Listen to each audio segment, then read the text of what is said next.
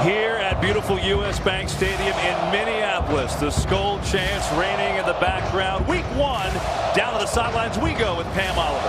Yeah, Kevin, well, Kyle Shanahan, he knows his former quarterback better than anybody. He told us that Kirk Cousins, he will struggle until he's absolutely sure what the defense is trying to do. He will struggle if no one is open. He will not scramble, and there are times he will make throws to avoid taking a sack. All that means that he sees opportunities, at least 2 of them, to get some turnovers in this ball game. But on the other side, Kevin, he says if Cousins is flowing, you could get picked apart. Back to you.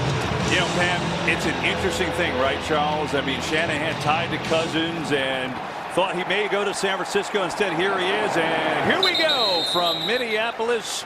Week 1 underway. The Niners won the toss. They deferred, and right away we get a look at Kirk Cousins wearing purple for the first time. How about his last 3 seasons when he was wearing burgundy and gold? Over 4,000 yards and 25 or more touchdowns each of those last 3 years. So Cousins with a 3-year, $84 million deal from the Redskins. And we get a look in this Vikings offense on a team that went to the NFC title game last year.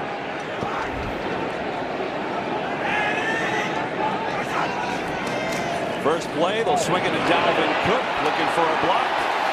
And a good one on first down as Cook is going to pick up 9 yards. And that's another thing. Yeah, Cousins is back, but essentially Dalvin Cook is brand new too.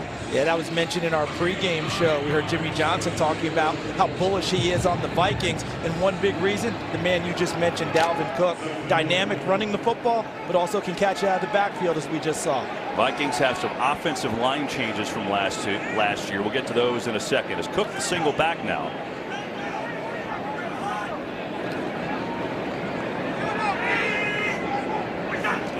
Second and 1. First carry. Dalvin Cook runs into a wall.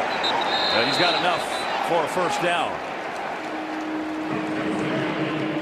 Coming into today, inactive. The 49ers are missing some pieces, especially on defense for them. Malcolm Smith, the starting linebacker, is out. Of course, Reuben Foster, their star linebacker, suspended the first 2 games. The Vikings are missing their center, Pat Elflein. He had multiple surgeries in the offseason, so they went out and got Brett Jones, the Giants starter last year. He is starting at center today. They hope to have Elflein back in a couple of weeks.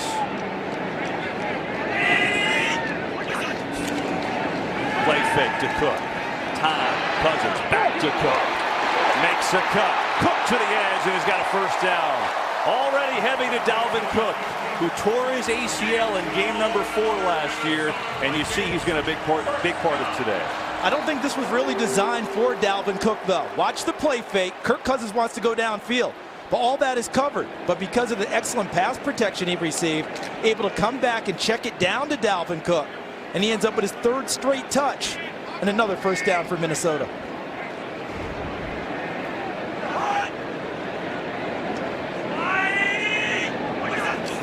From the 48, Cook tripped up.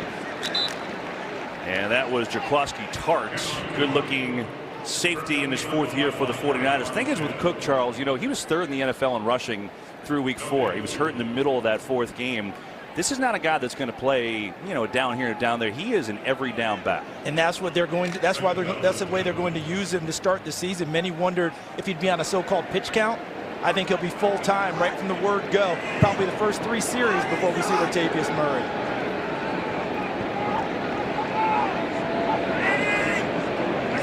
Second and 10. 4-man rush. Pressure. Cousins steps away, looking to run and diving forward. And Cousins takes a sack and turns it into a 4-yard gain. So a 3rd down and 6 is coming up. Meanwhile, we talk about new pieces. There is a big new piece for the 49ers, and that is Richard Sherman. So strange seeing him in these colors coming over from the Seahawks. What's even more strange is we're not just calling him Richard Sherman anymore. His teammates are calling him Uncle Sherm. And that's really throwing him a little bit to realize he is that aged veteran who brings the wisdom to the locker room, but he also believes he still brings Pro Bowl and All-Pro ability to the corner. Right at the top of your screen, matched up. 3rd down and 7.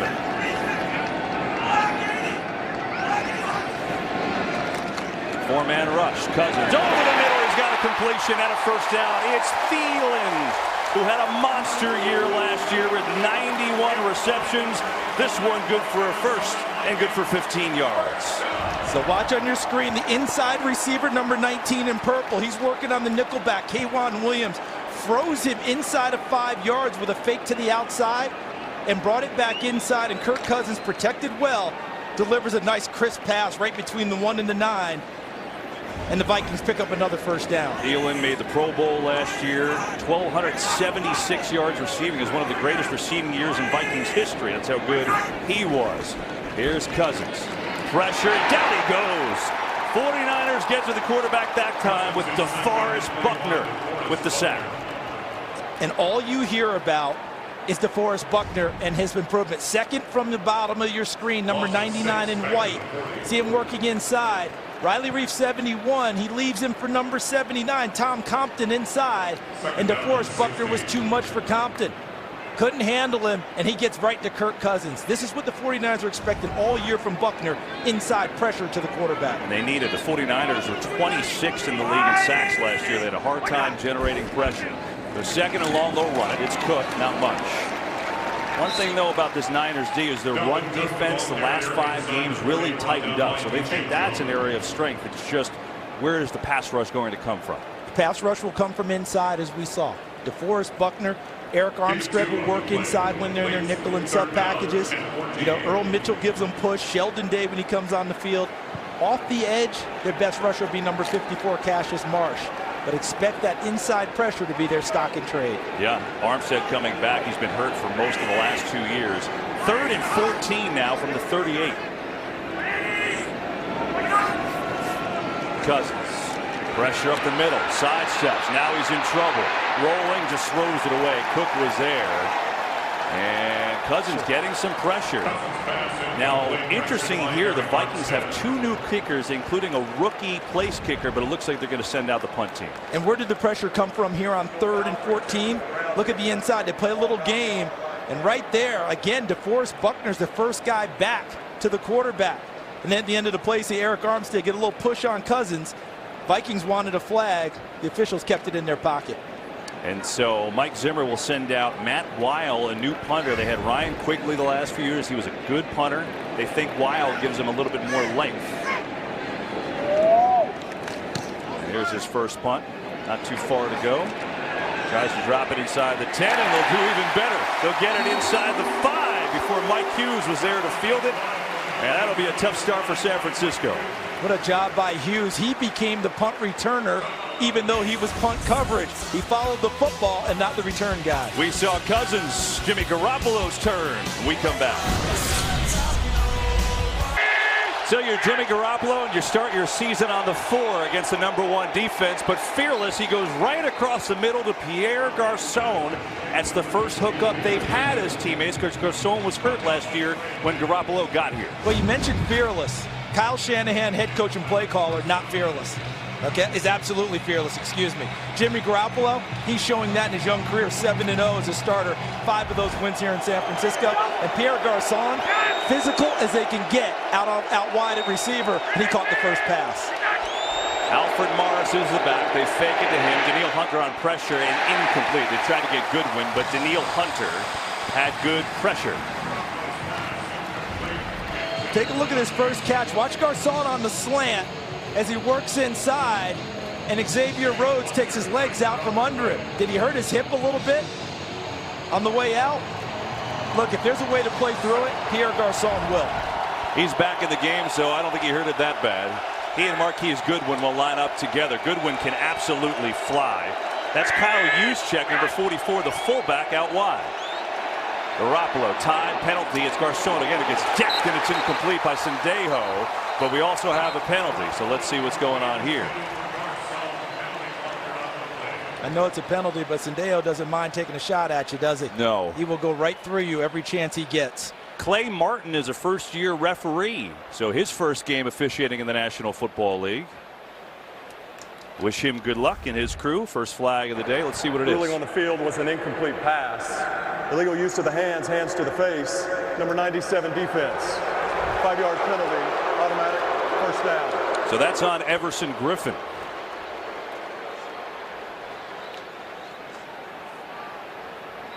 And when you start backed up, as San Francisco did, obviously your goal is to score every time you have the ball. But truly in that situation, you're trying to get 2 first downs to give yourself some room. Let's take a look at Griffin. At the bottom of the screen, you see the right hand going to the face mask of number 85, George Kittle. So all of a sudden, this started on the 4, and now the 49ers have some breathing room. Matt Breida is the tailback. His first look, his first carry, and as an undrafted free agent, had a pretty good year last year. Why are Alfred Morris and Matt Breida in the game? Because the 49ers a week ago suffered a devastating injury. The former Viking, Jerick McKinnon, they gave him a lot of money. He tore his ACL. And they were designing a heck of a playbook for him as well. His first opportunity to be a lead back in the NFL, and he was so excited about coming here for the opener. A devastating injury for him and the 49ers. But Alfred Morris is a great pickup. Played for Kyle Shanahan in Washington and posted a 1,000-yard season running it. Second down. They're going to run it to Breida. He's in trouble. He is going to get buried. Great pursuit by Minnesota. It was Danielle Hunter on the tackle. Watch Hunter from the bottom of your screen, number 99, working against the rookie Mike McGlinchey, number 69 in white. Uses his hands well to keep McGlinchey off of him, and then his speed to run down Breida. And Breida's one of the faster backs in the NFC West.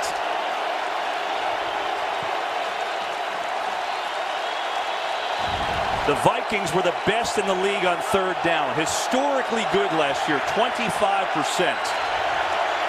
3rd and 7 for San Francisco here. Garoppolo has time over the middle, incomplete. 3 Vikings were right around George Kittle. Eric Kendricks, the main man on coverage, and a punt for the 49ers. Your goal on offense when you're playing backed up, 2 first downs to give yourself a little bit of room and help you with field position. They only got 1 of them. So the Vikings defense ultimately did their job, and they'll get the ball back for their offense, and they should be in good shape. Sherrills, who's excellent returning. Bradley Pinion, a very good punter. As a matter of fact, he allowed only 4.2 yards per return with this special teams unit. That was the best in the NFL last year. So good matchup here. High kick. Fair catch, and there's why. Pinion gets good hang time. Vikings will take over. Kirk Cousins, act number 2. How will this one go? We're scoreless in Minneapolis. New quarterback on the left, Kirk Cousins. New offensive coordinator on the right, John DeFilippo. Last 2 years quarterbacks coach in Philly. Very highly regarded. 2 head coaching interviews for him in this offseason. He was happy in Philly, but said this was the only place I was going to go. And here he is running this offense. Run heavy to Dalvin and Cook. And this is no surprise, Charles. They ran the ball 5th most in the league this year. Mike Zimmer is a run guy. It helps his defense, and Mike Zimmer is first and foremost a defensive coordinator at heart. He wants to run the football, be physical, establish the line of scrimmage, and take care of the clock as well. Matter of fact, they go 3 tight ends here on a 2nd and 6, and the fake pressure coming. Here comes Day. Cousins on the run, a dart to Diggs for a first down, breaks free into Niners territory. Kirk Cousins with a hookup of 19 to Stephon Diggs. And they weren't shy about attacking Richard Sherman, number 25 in white. He's got the coverage initially, but then Kirk Cousins escapes outside, and the last move looked like he was going upfield. See the play fake. Now watch Cousins as he moves outside and extends the life of the play. That allows Diggs to get the last move in, sells Sherman on the up move upfield, and then comes back and gets it. Fake to Cook. Pressure up the middle. Cousins rolling the other way. He's got Thielen on the hookup. That's good for another Minnesota first down. And a gain of 14 yards. We've got a first game break. Let's check in with Carissa Thompson. Thanks, Kevin. We're going to New Orleans. Ryan Fitzpatrick, starting for suspended Jameis Winston, airs this thing out. How about this one to start the season? 58 yards to Deshaun Jackson. They're all tied up at 7. Kevin, Charles, and Pam. Carissa, thank you. So, the Bucs showing some fight here on the 2nd series for Kirk Cousins. It's been a good drive so far.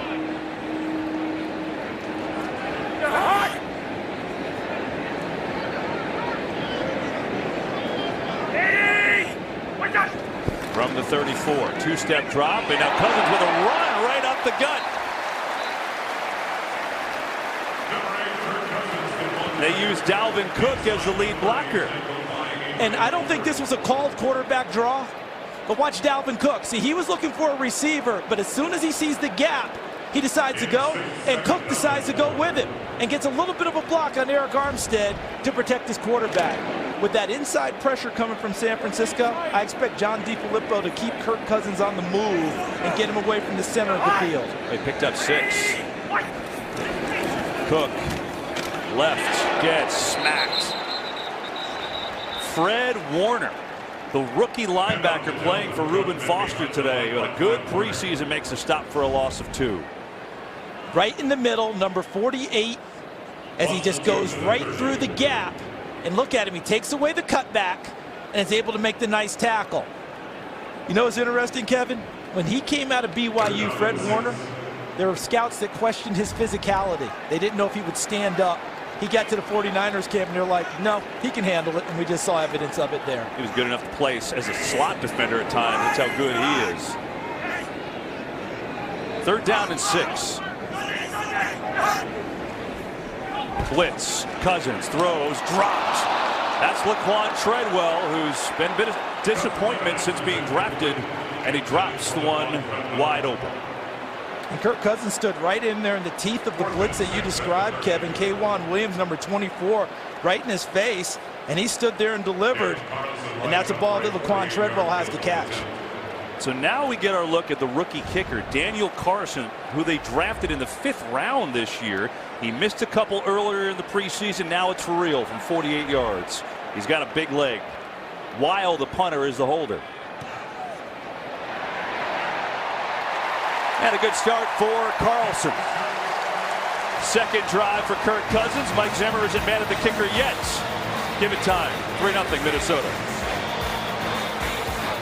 Man, is it great to have football back. Week 1 of the NFL. 25th year of the NFL on Fox. So proud to be a part of it with Pam Oliver, Charles Davis, our entire NFL on Fox crew. I'm Kevin Burkhardt. So on the 2nd drive for Kirk Cousins, they move the ball. They fail to convert on 3rd, but the rookie Daniel Carlson converts on a 48-yard field goal, and that's where we are, 3-0 with 3:52 to go in this 1st quarter.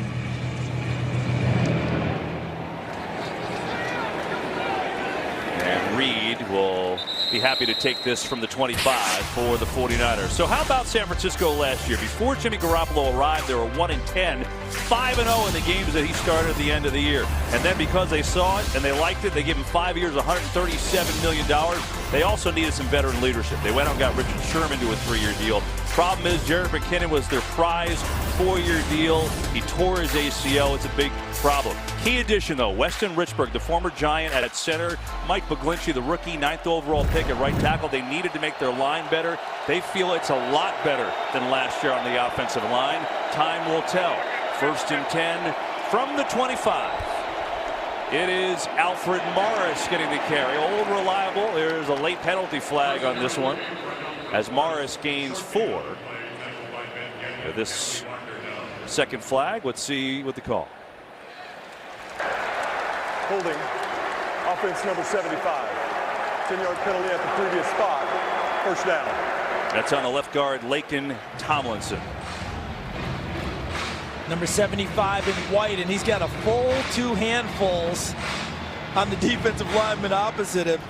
It's a really nice job there trying to work on Sheldon Richardson, who came over from Seattle in a free agent deal. He's an excellent D tackle when he's on his game.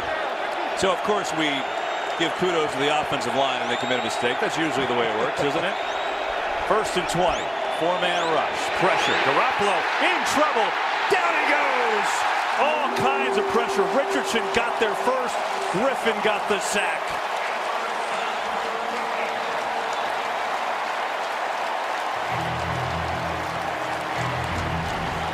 So when you start out 1st and 20, backed up in your own territory, expect that heavy rush coming to you. Sheldon Richardson there first. Everson Griffin finishes it off. But we talked about the inside pressure from San Francisco against Minnesota. Sheldon Richardson provided it there for the Vikings against the 49ers. 2nd and 29. Yikes. They get a handoff here. Get across the 10 as Anthony Barr was making the play. And a third and obviously long is coming up against this #1 defense, Charles. There wasn't much they didn't do extremely well last year. Now they've got excellent players, obviously, at every level. D-line, linebacker, secondary. To me, what makes them so terrific is how cohesive they are. They know what each other is thinking. They know how to check out of defenses into other defenses when they see offensive formations. And the big deal is they win the early downs, first and second, so they can go get the passer on third down.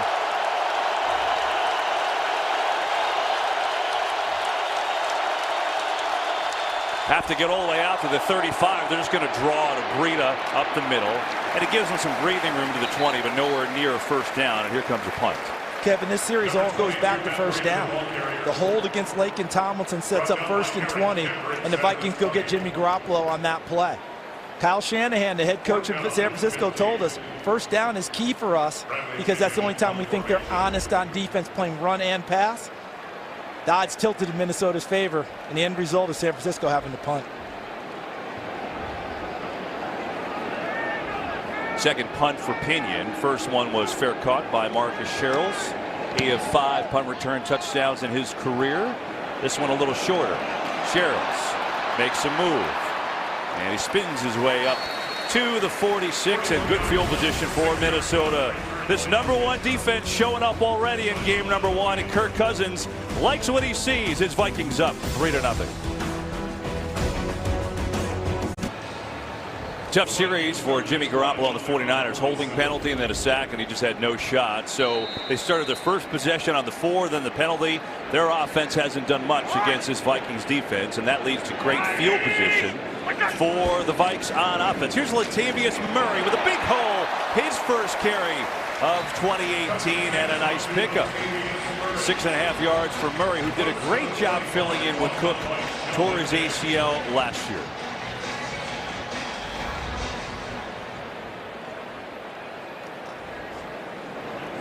The Vikings have moved the ball. They were just outside of field goal range on the first drive and punted, and then the 48-yard field goal on the second possession. Here's Murray, the former Raider. As Cook gets a break, Murray again. Slide steps one tackle, not the next. Jaquaski Tart up from the safety position. And that may run us to the end of quarter #1. This Niners defense very young. Sherman really the only veteran on the group for the most part, and that's why, as Charles referenced, Uncle Sherm. He said to us yesterday, it's like training puppies. He said those kids bring a lot of energy to him as well, and even when he's trying to be serious, they have a hard time staying in that mode. See if they get this playoff. They will not. And Uncle Sherm will mosey on over to the sidelines and wait for quarter #2. A lot of D in this first quarter. Fun one to start. 3-0 Minnesota after 1.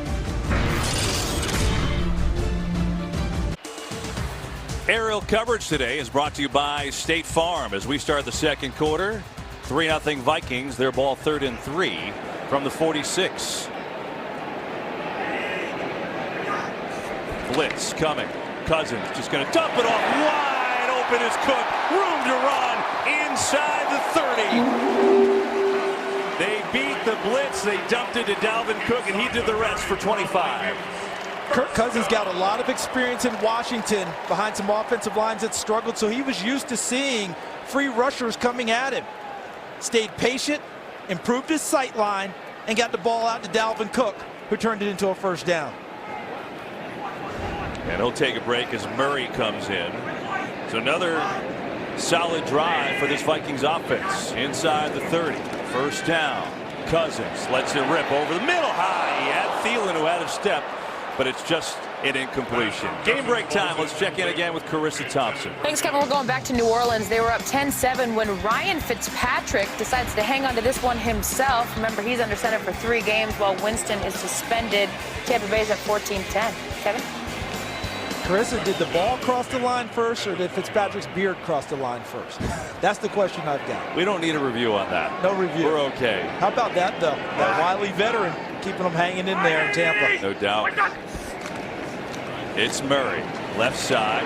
Breaks it outside. And Murray dives inside the 25, but he works his way all the way down to the 22. So normally not Murray's forte. He's a north-south guy. But he found the seam. And we were talking about the year he had last year. He wasn't supposed to be the feature back. It was supposed to be Dalvin Cook.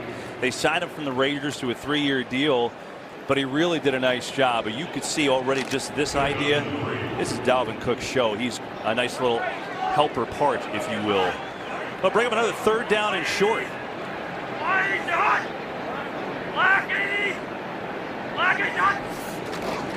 Cousins has time. Go to far sideline. End zone. It's deep. Touchdown.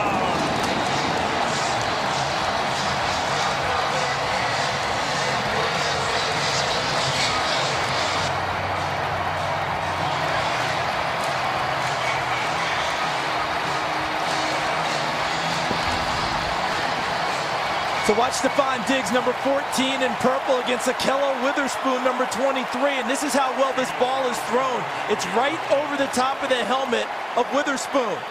And what quarterbacks are taught is if you see the back of the head of the defensive back throw the football, because he can't find the ball in time, the receiver will locate it and make the adjustment in the play, and Stephon Diggs did. Extra points by the rookie is up and good. So the last home game the Vikings played, Stephon Diggs scored one of the craziest touchdowns in the history of the NFL. Maybe it's fitting that he scores the first one of the season for Minneapolis. Cousins and the Vikes up 10. Stephon Diggs led the team with 8 touchdown catches last year. He's got his first here this year. Kirk Cousins has moved this offense. They've got 130 total yards in 3 drives, and they got themselves a 10-0 lead. And keep in mind, their defense only allowed 15 points a game last year, best in the league. So if you're the 49ers, you can't get behind by much further than this. And they will start this 3rd drive from their own 25. Charles, a big reason why they got Kirk Cousins, you know, and replaced Case Keenum, they thought that their downfield game needed help, and here's evidence why. And I think a lot of people around the league and fans who watch don't think of Kirk Cousins in that vein, but the numbers show it. And on this one, a 22-yard strike just dropped it right in the bucket between the 1 and the 4 of Diggs, and he makes a nice play. Witherspoon never sees the ball. He just tried to play through his hands, but it was too late. Yeah, throws over 20 yards. That's his specialty.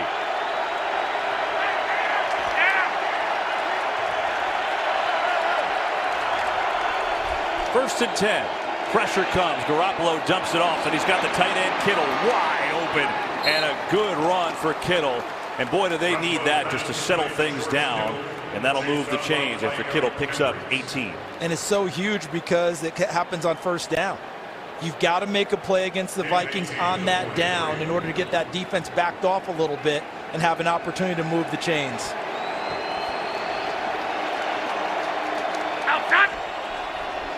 Fake to Morris. Garoppolo swings it to the near side. Kittle again. And another first down for San Francisco. And this is a guy who battled through injuries last year. He did separate his shoulder in the preseason, but they think he's got unlimited potential. Look at him coming across the formation behind the line of scrimmage after a little fake from Jimmy Garoppolo. See, on first down, you get the Vikings in their run-pass sets, and they're getting them on play action early. They're also another play action. Again, they're going to go to the other flat. It's Trent Taylor, and he's going to have a nice game. Notice the tempo picking up for San Francisco. We also have an injury. Marquise Goodwin is down on his knees. That's not good. He's their leading receiver and a budding star for this team. And their major deep threat, the guy with the speed to make sure the Vikings defensive backs don't get too inquisitive near the line of scrimmage. By far their fastest player. Had almost 1,000 yards receiving last year. Let's see if we could see. Goodwin's number 11 in white, work on the outside against Rhodes 29. He goes inside and he has a little collision as he goes underneath with Jaleel Johnson, number 94, the defensive tackle. While they tend to Goodwin, we'll take a break. See if Marquise is okay. Hopefully so. 10-0 Vikings. Back in a minute. This is a moment ago. Marquise Goodwin hobbling off. The 49ers just gave him a 3-year, $20 million deal. He had the best camp of any Niner. He's their fastest player. More on that in a second. Garoppolo, they try to regroup, going far side. Incomplete, but a penalty as Trey Waynes was there on coverage on Dante Pettis, who replaced Goodwin. So we'll see what the flag is, and then we'll take a look and see if we can see what happened It's a good one. Pass interference. Defense number 26.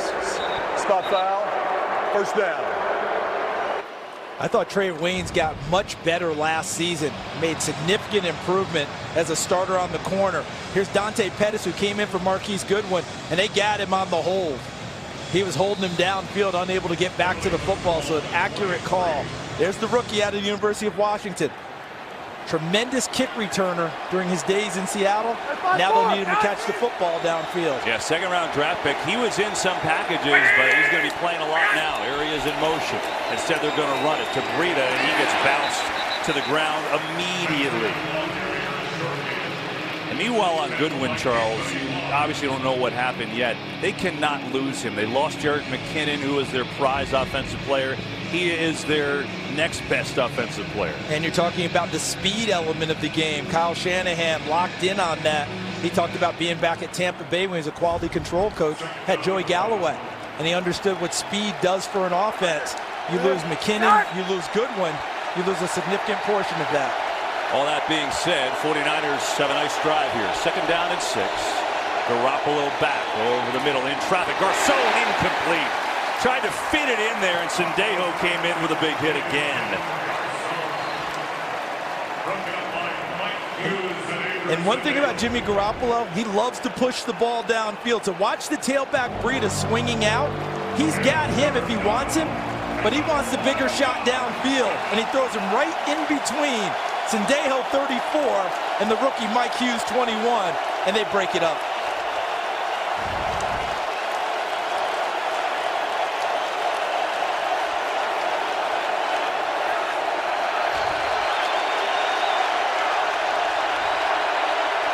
Play clock at 1 to get it off. Third down. Garoppolo spins away from trouble. Now he's just going to air it out, and Sendejo tries to stay in. Boy, I think he wanted to get it out of bounds farther than that. It's incomplete. He did everything right on that play, Jimmy Garoppolo, except what you described at the end. If you're going to throw it out of bounds, throw it out of bounds. Right. Don't make it into a play, because now they were very close to giving up the field goal attempt. See, he exits out. Okay, I've got to get rid of it. Go ahead and throw it into the 10th row, because you've got enough arm to do so. Otherwise, he loses the field goal try. Here's Robbie Gould to put the 49ers on the board, and that kick is up, and it is good. He had 39 field goals last year to lead the league. This one gets San Francisco on the scoreboard. Vikings still lead. Well, the 49ers get on the board. They go 7 plays, 51 yards. Robbie Gould with a 42-yard field goal. And what you called earlier, right? Kyle Shanahan trying to get an advantage on first down. Yeah, and he did on this last drive. He went to a play action set. And the first 4 plays of the drive were all off of play action. Almost essentially the same play using tight ends and slot backs. And they moved it downfield pretty well. 10-3 the score, 11:42 to go in the half. And hey, look at this. Part 1, of course, Vince Young in the Rose Bowl. Part 2 was a double OT thriller. How about the trilogy? USC, Texas, Saturday, 8 Eastern on Fox. And also the Fox Sports app. Looking forward to that. Yeah, I saw the young quarterback for USC, JT Holmes. He's a true freshman who reclassified to come out early. He should be a senior in high school. Not bad. Reclassified, and now he's starting for USC, and his potential is immense. Excuse me, JT Daniels. Although they had a tough one against Stanford and Bryce Love last night. Stanford came out on top. Here are the Vikings on first down, trying to swing it to Cook. Gets a block, makes a move, makes another man miss, and Dalvin Cook showing you his wares. A first down and more. He's got to pick up a 15, and he got a good block from Tom Compton. Tom Compton had his struggles earlier with DeForest Buckner. Look at Compton, 79 in purple, coming right at you. Excellent block right there as he takes out Brock Coyle, the linebacker, number 50. Good cut by Cook. He runs through an attempted tackle by Tart. Through another attempted tackle there. Keeps his feet moving and working and gaining additional yardage. Cook had 11 catches in 4 games last year before he got hurt. He's got 4 catches for 53 yards in the first half today. Diggs on the jet sweep, has room, leaps over a defender, and Diggs has himself a nice gain of 8. Creativity from John DeFilippo. And a nice block on the perimeter by number 19, Adam Thielen. Minnesota native, Born and bred here. Watch Thielen 19 out in front. Rudolph with a good block, but how about Thielen taking out Akilla Weatherspoon, number 23. Look at Thielen go down low and take him out. And if you ask him, were you a good blocker in high school? He said, I had no choice. My high school coach said, if you want to catch the ball, you will block. 2nd and 2. It's Cook right up the middle. First down into 49ers territory. Still going. Dalvin Cook. Fumble. It's loose. 49ers say they have it, and they do. So Cook makes an incredible run, but coughed it up at the end as Fred Warner, the rookie, popped it out. And the 49ers with the turnover. As he runs through the traffic and the trash, he runs through Tart one more time as he's trying to get away. Good call, Kevin, because Fred Warner from behind, number 48, stays with the play, pops the ball free right here. Watch the right hand. Brings it through with a sure tackle and gets the ball first. And now it's loose. Sherman is right there. He got it. Minnesota had a shot at it first with Morgan, number 89, and then Sherman comes up with it and turns it back over to his offense and his quarterback, Jimmy Garoppolo. So Warner, the rookie, with a big play after a 17-yard run, and here come the 49ers, down by 7. Pettis in motion. They're going to give it to Alfred Morris. Big hole. Look at Morris run for a first down. And Alfred Morris has a gain of 14 yards. And keep in mind, Charles, Alfred Morris's best year was when his current head coach was his offensive coordinator. In Washington, Kyle Shanahan, the offense coordinator for his father, Mike. Nice block back inside by number 88, Garrett Selleck. Lakin Tomlinson controlling the line of scrimmage, number 75 in white. Allows Morris to pick his way through, break a couple of tackles, and gain additional yardage. Everyone thinks Alfred Morris has slowed down. He had an excellent year last year filling in for Ezekiel Elliott. Averages 4.8 a run in Dallas. But you go back to his time in Washington, especially when he was a rookie, and that's where he really was a star. A two-time Pro Bowler. And look at the numbers in that year with Kyle Shanahan as the coordinator. And that's the thing. He's just, what did Kyle say?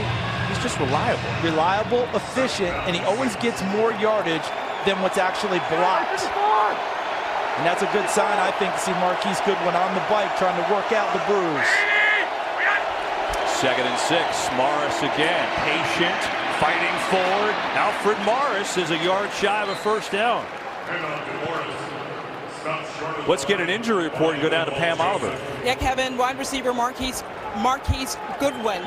Well, he emerged from that emergency tent about 20 minutes ago. The injury might not be as bad as feared. They're saying it is a quad injury. He is questionable. Remember, he told us his only goal this season was to stay healthy. Back to you. Pam, you're right, but I think quad a lot better than a knee, right, Charles? Yeah, without a doubt, even though it's going to take some treatment. We'll see if he We'll comes take back. that any day. 3rd and 1. Run it. Morris flag flies, and he is stuffed. There was a penalty. Daniil Hunter was there first. Let's see on the flag.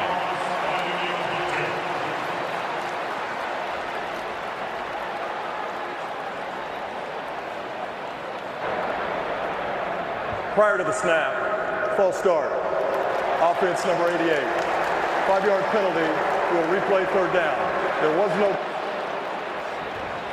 And we have an injured 49er on the play. That's Mike Person, the right guard, as they set the game clock to Person. 8-3-0. While they do that, let's get a game break and check in with Kurt Menefee. All right, we all know the Le'Veon Bell situation in Pittsburgh. So James Conner not only gets his start, but gets his first NFL touchdown, and then makes sure he celebrates with the offensive lineman afterwards.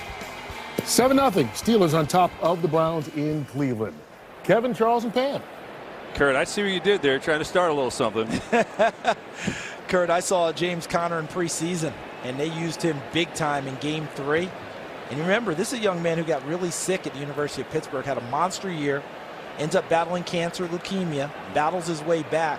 I think he's all the way back to that form again. He looked terrific in the preseason. So Mike Person is a starting right guard for the 49ers. They tend to him. Remember, they've already lost Goodwin, even though it seems like at least an encouraging report from Pam.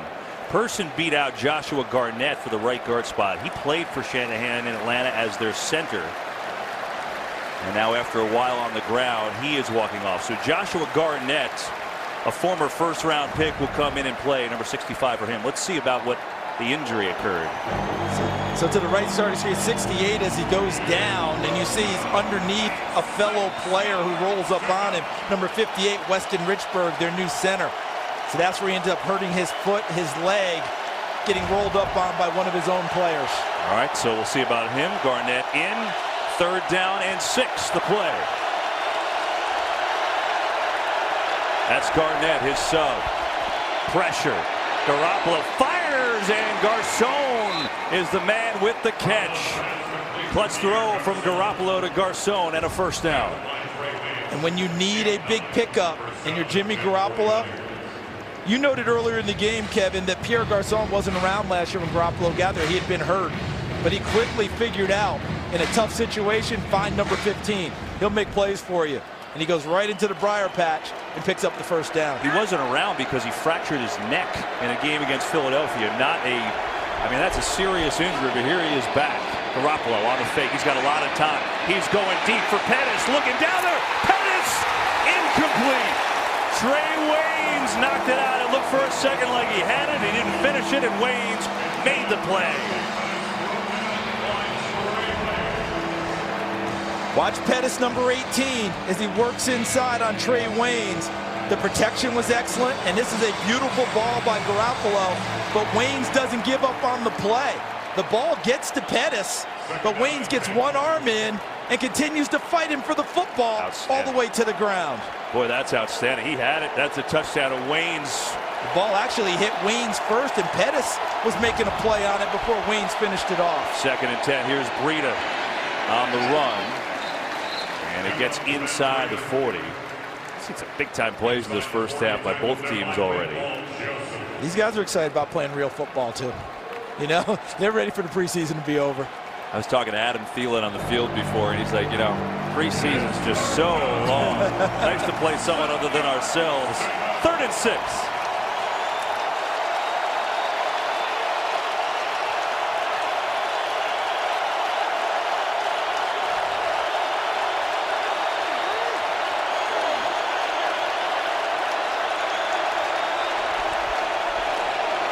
Garoppolo over the middle, and he's got a completion and another 1st down.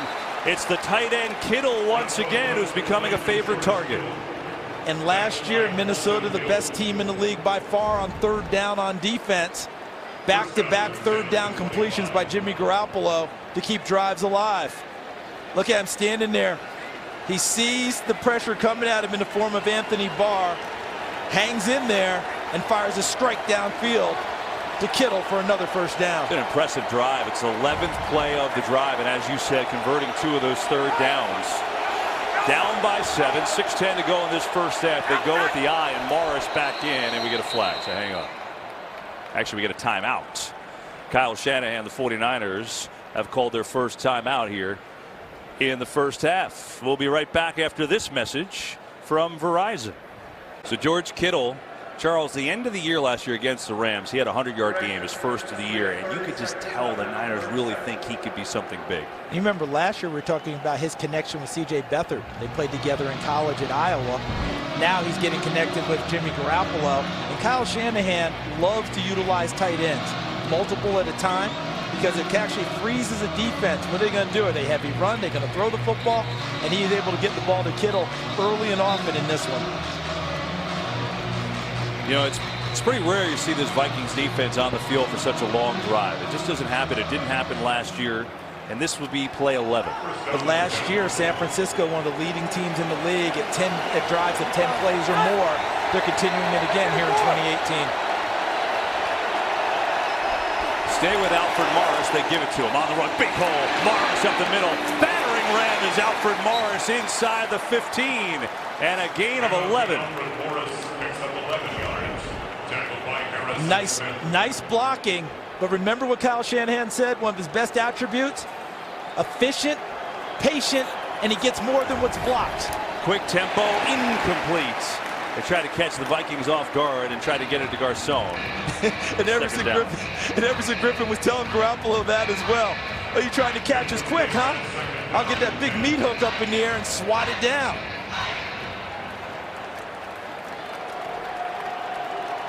Meanwhile, Alfred Morris, 5 carries, 39 yards, running like it's 2013. Very comfortable with this offensive system because he knows it so well from previously. Sent him out in motion this time. Second down. Time to get up a screen. Kittle in the middle makes a move, diving inside the 5, and he's close to a first down. He may be a hair shy, and if so, it'll be a 3rd and short. Right now, Kyle Shanahan is locked into a nice rhythm as a play caller. He's got the Vikings off balance, and he's gone against Mike Zimmer before. Play caller in Washington, play caller in Houston, now here, and he's moved the ball well against Mike Zimmer defenses, and he's got him on the run right now, hitting him from all angles like a good boxer does. Kittle's had a big half. They bring in the fullback, Juszczyk, who's also a great pass catcher, number 44. 3rd and 1. They'll run it. Morris fighting forward. Alfred Morris should have himself a first down. We'll see. And waiting for the signal. He's got it. 1st and goal. They ran behind Joshua Garnett that time. Remember, subbing for the injured Mike Person. Joshua Garnett's forte is run blocking.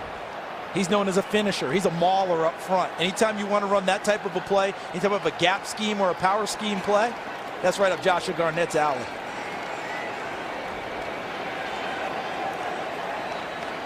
This would be a really nice time with Juszczyk on the field, 44, another nice receiver in the backfield.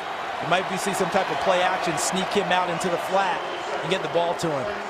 49ers let the play clock roll down to 1, and they call a timeout. Let's try this again, Charles. We'll be right back after this message from Verizon. All right, so Verizon, there you go. Meanwhile, Mike Person, we're told, a foot injury. His return is questionable. Thanks, Pam Oliver, for finding that out. 1st and goal, San Francisco, the 12th play of this drive. 49ers down by 7. Looking to tie this up. Garoppolo, Morris running left, and not much. Maybe a yard, if that. If you're going to run any type of a play action pass down near the goal line, 2nd down is usually your spot because you still have the potential to run the football inside with Alfred Morris. But people, if they're going to take their shot, 2nd down is usually the opportunity.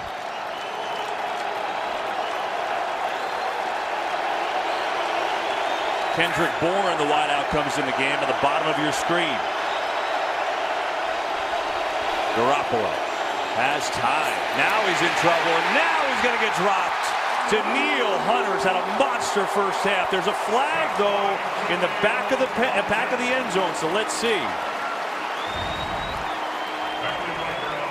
The coverage was awfully tight. Let's see if it was too tight. Prior to the pass, holding, defense number 29. Penalty will be enforced half the distance to the goal. 1st down. That's not Xavier Rhodes. That's obviously a big penalty. It's a 1st and goal. Let's watch. Sorry, Charles. That's okay. He's a Pro Bowl, all-pro cornerback. If there's one criticism you would have of Xavier Rhodes, too many holding penalties. He can get grabby at times. They have to break out the boxing gloves and practice on him to keep his hands off of the receivers. They bring in Earl Mitchell, number 90, the defensive tackle, as a fullback. They've done that before. They will run. Morris, nope, not going to get there. I mean, you want to talk about a defense that's tough to run against. Harrison Smith right in the mix. Eric Kendricks as well. And didn't Harrison Smith give up his body against Earl Mitchell, the lead fullback? Not enviable, by the way. Watch 22. He's known as the hitman, and he doesn't mind taking on the big guy. Goes low to take him out of the play and open up space for Eric Kendricks, their leading tackler for the last 3 years, who actually pops the ball free. Wow. And Morris is fortunate it came back to him. Keep in mind, the 49ers moved the ball up and down the field in the preseason. Kyle Shanahan was annoyed with the red zone. They couldn't finish. Can they finish here? 2nd and goal. Morris again. Morris is not going to get there. Ball may have come out. Waiting on a signal. The Vikings say they have it. They do.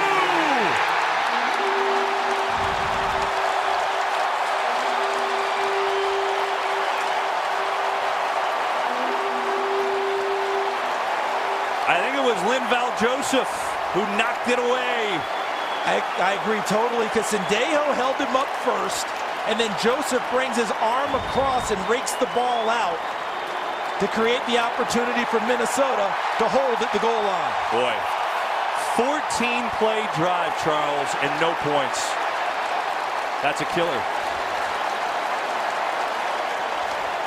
I mean, you want to talk about why this defense is #1 in the league. They may have bent a little bit there, but certainly not breaking as Joseph with the big strip. The cohesiveness of the defense is talked about often, and we saw it down near the goal line. But what about the competitiveness of the defense? Never gave up on that series and ended up getting the ball away from them. Making our way to the 2-minute warning this first half as Minnesota starts from the 2. Latavius Murray, the runner. Murray gets it, moves the pile forward a couple of yards, and that should take us down to the 2-minute warning. Good first half, hard-fought first half. Big defensive plays in this one. Harrison Smith taking on the defensive tackle, and then Kendricks stopping Morris, who fumbled there but got it back. This time, he didn't get it back. The Vikings did. Their ball, their lead. 2 minutes to go.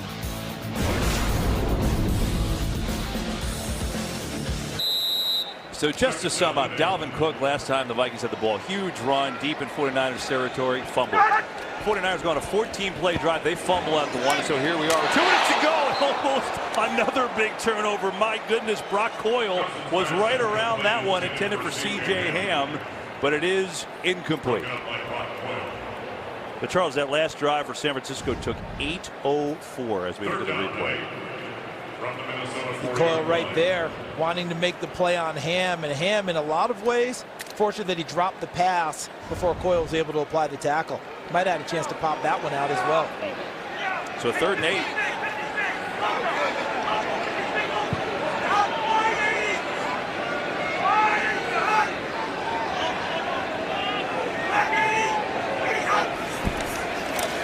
Pressure. Cousins unloads, perfect throw. Thielen, first down. Out to the 18. Minnesota's got all 3 timeouts, so they've got plenty of time here. And San Francisco likes to get their pressure with their front 4, but occasionally they'll get after you, and they did on that play. And Minnesota found a way to beat it. Really nice job by the offensive front, giving Cousins time to step into that throw, and Thielen right into the middle of the field for the first down.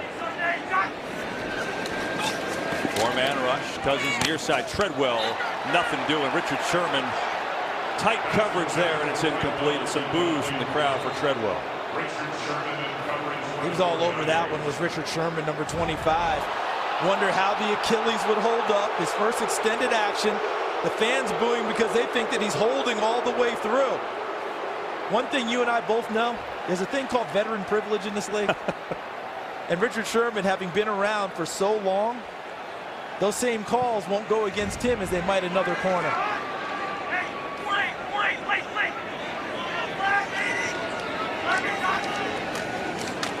Cousins, time, far side, and Thielen fell down, I think. Incomplete. K'Wan Williams on the coverage. Crowd wants a flag. Let's see if there was one. You notice Thielen didn't even look around? That tells me he slipped on his own. Yeah, he just slipped. And he did. And K'Wan Williams had excellent coverage, just went over the top of him. So, intriguing here. 1:20 to go on the 3rd down. The 49ers only have 1 timeout. But this is a pretty big first down, at the very least, for holding the ball. Listen, if they can get a stop here, utilize it, get the ball back, give Garoppolo a chance down the stretch. Vikings are 4 of 6 on 3rd downs today. Cousins had a nice first half. 4-man pressure. Cousins steps up, looking to run, maybe. Yeah, he'll take off. Looking to get to the sticks, and he does.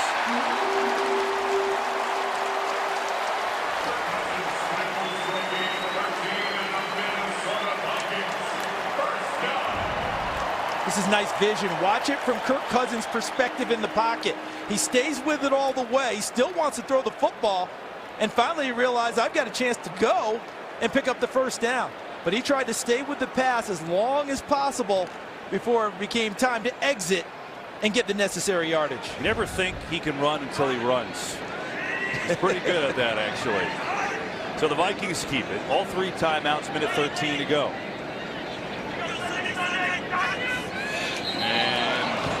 Everybody moved but the football.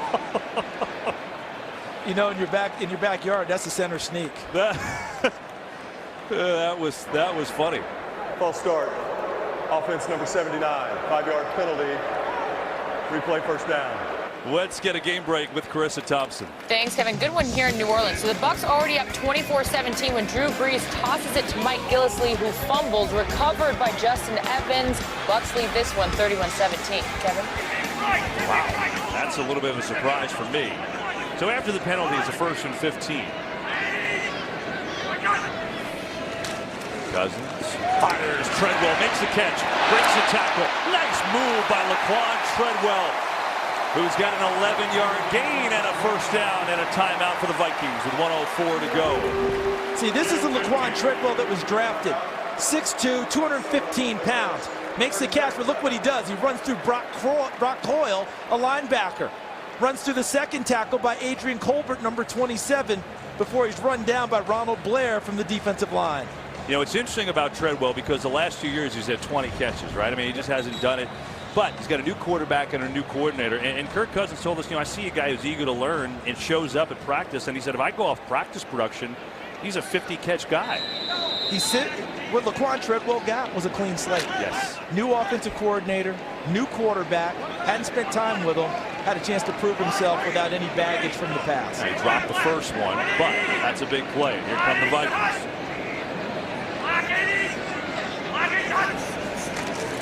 Cousins, time, throws, and tackled immediately as Diggs for a short gain. As time under a minute. Remember, they've got 2 timeouts here. How do they use them? And they've got a rookie kicker who hit a 48-yard field goal. He's got a huge leg. His long in the preseason was 57 yards. So you figure if you get to the 40, you can take a shot with him. Cousins, here comes pressure. Hangs in last second, delivers a dart to Adam Thielen. Right around the 40, as a matter of fact, with 34 seconds left in a timeout. With that, let's check in with Kurt Menefee. Coming up on the Visa halftime, Deshaun Watson and the Texans visit the Patriots. The Steelers try to upset the Browns home opener. And Andrew Luck returns to football, taking on the Bengals. It's all coming up on the Visa halftime. Kurt looking good up there, and Adam Thielen looking good down on the field with a nice play. You know what I thought on this play? 2 bold plays. One by Kirk Cousins, hung in there with all the traffic around him. And the second one was Adam Thielen understanding that as soon as he caught the ball, it wasn't going to be one guy hitting him, it would be multiple. And he absorbs the hit and makes the catch. The 1 timeout left for the Vikings. 34 seconds ago. They're already at least in field goal range. Cousins pressure. 10th play of the drive. And Cook is buried. Now they're out of it. And with 1 timeout left, Cousins going to try and get him up and run a play. At least spike it. 22 seconds left. That's a big play. Trying to get everybody set here. 17 seconds left. 13. They'll run a play. Cousins, pressure, throws, Treadwell, tackled immediately. They've got to use the last timeout now, and I'd have to think, I mean, maybe they try it, but they're out of field goal range, Charles. Yeah, you're thinking Hail Mary now. Wow. All credit to San Francisco's defense these last 2 plays. 2 plays that go on the screen to Cook. The defensive front read it and didn't tumble to the fake. Stayed inside and knocked Cook back. And that led to this last play there and put San Francisco in really good shape. Really nice job by their defense. I don't think you take a shot with Carlson here. I think you throw it to the end zone. I mean, right now they're at the 45-yard line. So, you know, you're talking about a 63-yard field goal. Now, he's from Colorado. If you were at altitude, you'd try it, yeah, but not here. They're doing what you said. They're going to try for a Hail Mary. 6 seconds left. Here's Cousins. Niners going to come with a blitz. Interesting. Cousins steps away. Down he goes. And that'll do it. So they came with a blitz. It was DeForest Buckner, his 2nd sack of the first half. And that'll send us to the break. So for the most part, the defense is shining here today as a 10-3 lead for the Vikings at the break. And here's our play of the first half, brought to you by Swiffer.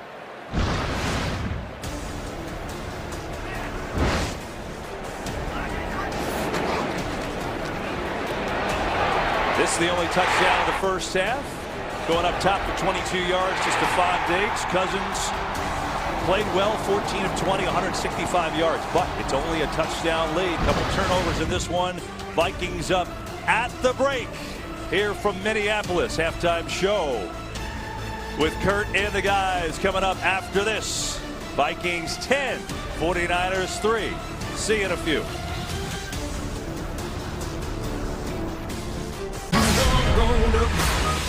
Legendary. Are you ready?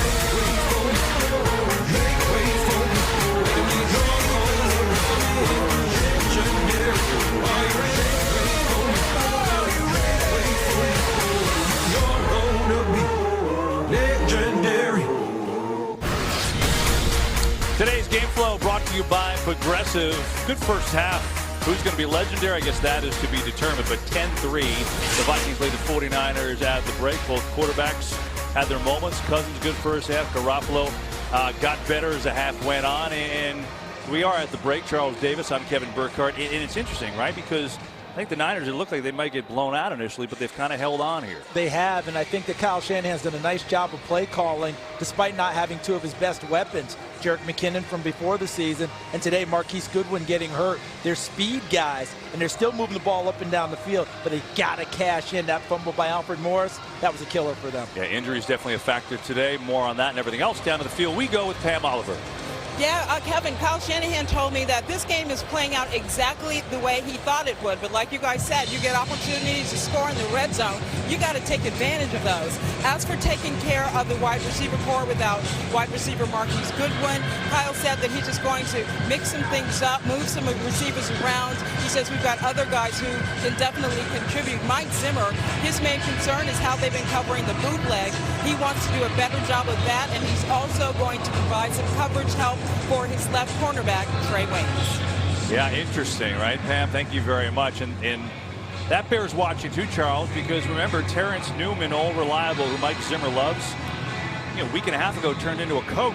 Yeah. He's now a coach on the staff, so there is no veteran to rely on if Waynes is struggling. What I'm eager to see, and Pam described part of it, if San Francisco continues to run a lot of play action on first down, watch Harrison Smith, number 22, get involved for Mike Zimmer. He's their fixer, and he'll send him to try and create trouble for San Francisco. High deep kick. Reed is going to take it, and the Niners will start on the 25. Quarterback comparison today as we look at these two big money quarterbacks now. Cousins with a 3-year deal, Garoppolo $137 million.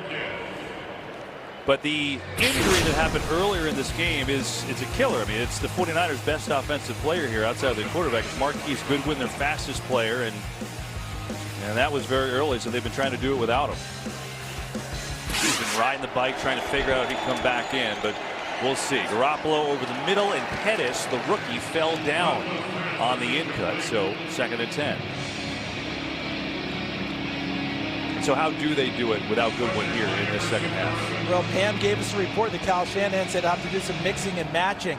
So what he always does is cross-trains his receivers so they know each spot, and he'll just put them in different places to try and get someone open. Trying to get the running game as Matt Breida gets the carry, and not much. 6th carry of the day for Breida, but he ran right into Sheldon Richardson. Numbers from the first half. I mean, the Vikings had a lot more yards, had a couple of good drives. And we have another 49ers injury. And now, remember, they already lost their right guard, Mike Person. This is Joshua Garnett, the backup right guard, who's been playing. Thank goodness.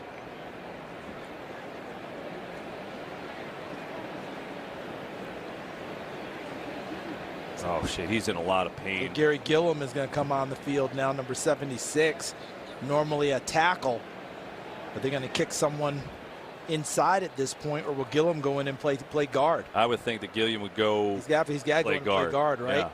But I mean, not ideal when you're now on right guard number 3 for the game, which is exactly what's going to happen here. You're without your number 1 wide receiver, and you're without your number 1 running back. And Gilliam has just gotten activated recently too, remember. He missed most of the preseason with injury. So there he is, number 65 at right guard, climbing to the second level, trying to get the linebacker, and he came up limping.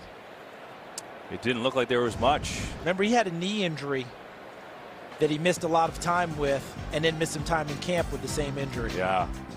Shame. The card is out for Joshua Garnett. We'll take a break.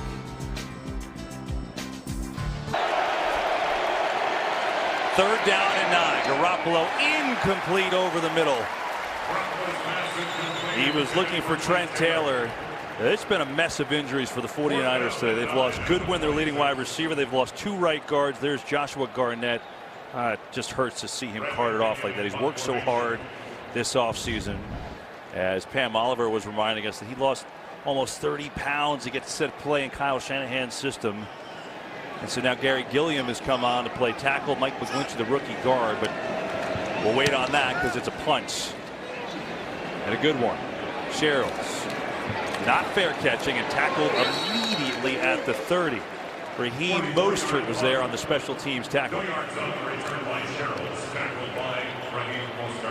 Well, what we're seeing, Kevin, or what we've seen so far, the injuries of the offensive line of San Francisco are going to put so much pressure on their defense now, because that defense has got to really hold up and create field position opportunities for their offense, because it's going to be hard for that revamped offensive line for San Francisco to deal with the defense in front of Minnesota.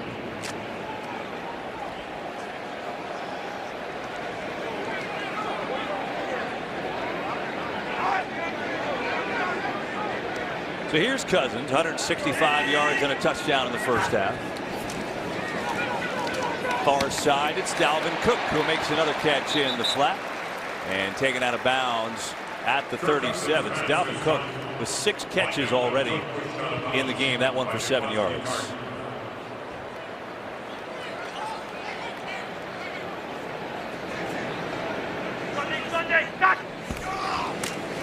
Fake to Cook. Cousins on the roll, dumps it off, and the completion is made to Tyler Conklin, the rookie. That's his first catch in the NFL, 5th round pick this year out of Central Michigan. And Conklin picks up the first down. Does Kyle Rudolph have a catch today? No, I don't think he has a target. Who would have thought that we'd be talking this deep into the game? No target, no catches for Kyle Rudolph, and the rookie Tyler Conklin picks up his first. Just like we all scripted it, Charles. You never know.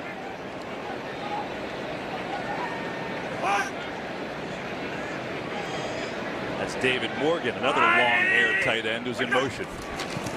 They'll run it. It's Cook. It is going nowhere. Good pursuit by the 49ers. Jaquaski Tart. Game break time. Let's say hi once again to Carissa Thompson. Thanks, Kevin. So Patriots were up 14-6 when Brady finds Phillip Dorsett with his 4-yard touchdown pass. Brady's 3rd touchdown in the first half. He's pretty good, you know, pretty good. Patriots lead 21-6. Kevin? I've heard Carissa. I've heard he can play. I wonder if the wide receivers are wearing name tags for the Patriots today. Like a whole new crew. It doesn't matter with Tom Brady. If you go out there and find a sliver of opening, he'll get the ball to you.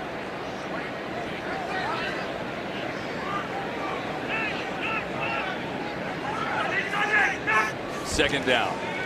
Cousins slings it. Thielen in stride. Drops the ball. Is it a catch and a fumble? No. It's an incompletion. Ahkello Witherspoon was on the coverage. He wins on this route so often because he's such an efficient route runner. He actually gives Ahkello Witherspoon 2 moves before he breaks it inside on the slant. But how about Witherspoon staying with the play, not falling away from Adam Thielen, and knocking it away and forcing the incompletion? And a good call. He never did have control. Bobbled it initially. That's really well played by Witherspoon. Vikings 5 of 8 on 3rd down today. This was 3rd and 12 though. 4-man rush. Cousins in trouble, steps away. Buckner coming again, and he got him again. DeForest Buckner was there. He already has 2 sacks. Ronald Blair with the assist, and the Vikings will punt. So we'll see the pressure, and we've talked all game long about inside pressure. DeForest Buckner, number 99, benefits, but it started from the outside with Ronald Blair forcing Kirk Cousins out. But here's why they could get to him. The coverage right there against Stephon Diggs, and the other receivers know where to go with the football for Kirk Cousins. So they give half sack each to Blair and Buckner, who had 3 sacks all of last year. He's got 2.5 sacks today. Penalty flag. J-Ron Curse number 27 offense. 5-yard penalty, 4th down. Yeah, Kearse wasn't set. He'll move him back 5. Well, he's upset with his punt team because he was going to go in motion and get the free release against a defender. And when they didn't snap the ball for him to go, that caused the penalty against Kearse. 49ers have to be thrilled with their pass rush today, right? Have to be, and their defense is standing up for an offensive line that's battered right now. I mean, that was their biggest question mark coming in. Here is the punt by Weil. Good high deep kick. And trouble, it's loose, but the 49ers are there to recover. 49ers football down a touchdown in the 3rd. Back after this. Well, this bears watching. The 49ers are down to their 3rd right guard. They're going to move the rookie Mike McGlinchey from tackle into guard. And he's number 69, number 76. Gary Gilliam is at the right tackle. He was out almost all camp with a concussion. We'll see how it holds up. They go the other side and run left with Alfred Morris. And you notice they did run left, where Laken Tomlinson is a better run blocker at guard. And at left tackle is Joe Staley. Marquise Goodwin still trying to get loose, still trying to find a way to play. They go quick, 2nd and 8 on the fake. Garoppolo has it blocked up. He's got a man, Kittle, wide open, and he dropped it. Oh, my. Kittle could have run from here to Duluth, but he couldn't hang on. How well designed was that play? Exceptionally well. They had to run to the left side on the last play. They faked it and bootlegged right and took everyone's attention opposite and then threw back to where they had made the fake. And Kittle doesn't execute at the end of it. Everything's drawn up perfectly, but you've got to make the catch. Big opportunity missed, and a 3rd and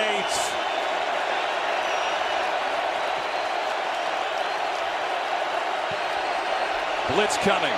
Garoppolo sees it, fired, intercepted, and a clear route to the end zone for Mike Hughes. Touchdown.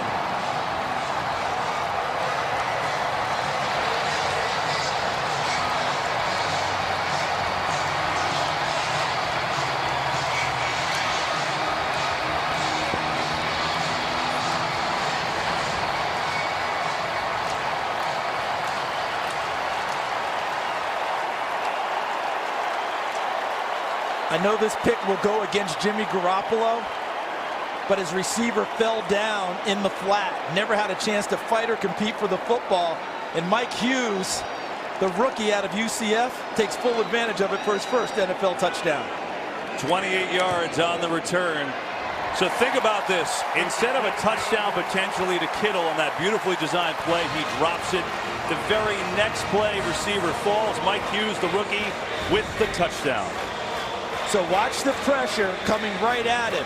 Remember we talked about the offensive line? They're coming at those guys who are new in their positions. McGlinchey 69, Gilliam 76. So that's the pressure coming right at Jimmy Garoppolo. That was recognized by Mike Zimmer and his defensive staff. That's the side of the line you have to attack. And then outside, I thought it was Dante Pettis. It was Kendrick Bourne, number 84, who fell down on his route and allowed Mike Hughes to cut underneath and make a play on the football himself and turn it into his first NFL touchdown. What a turn of events.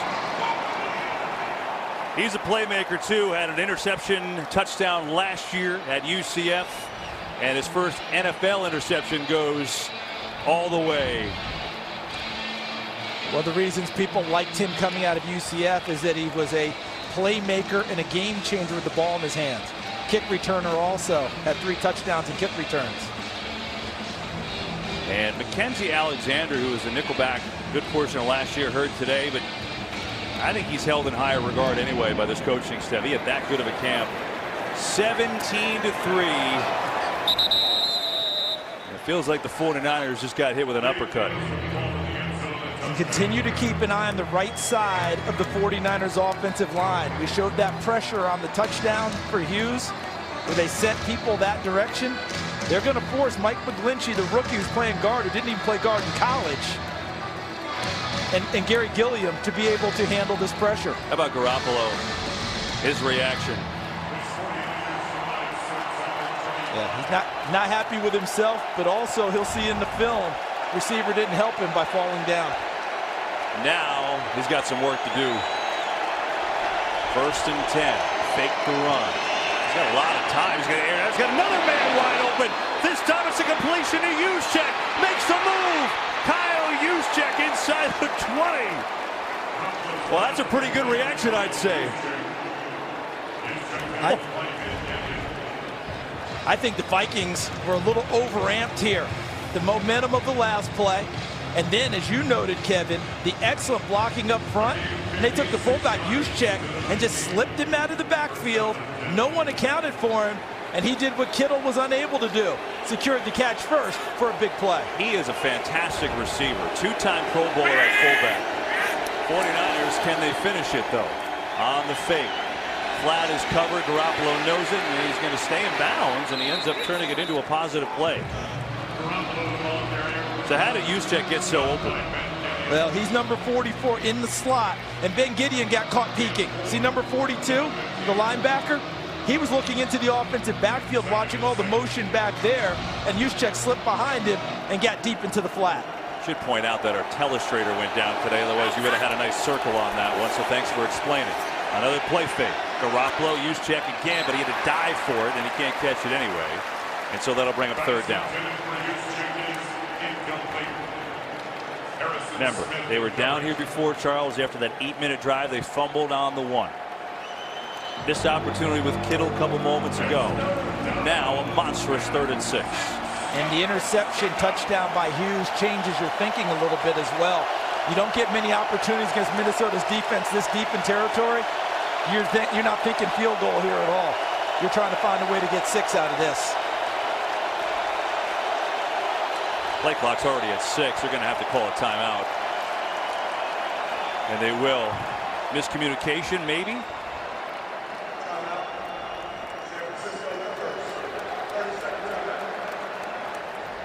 And so the 49ers do take their first timeout. This is a big play. I know there's a lot of time left in the 3rd quarter, but this is a big. And hey, Marquise Goodwin is back out there.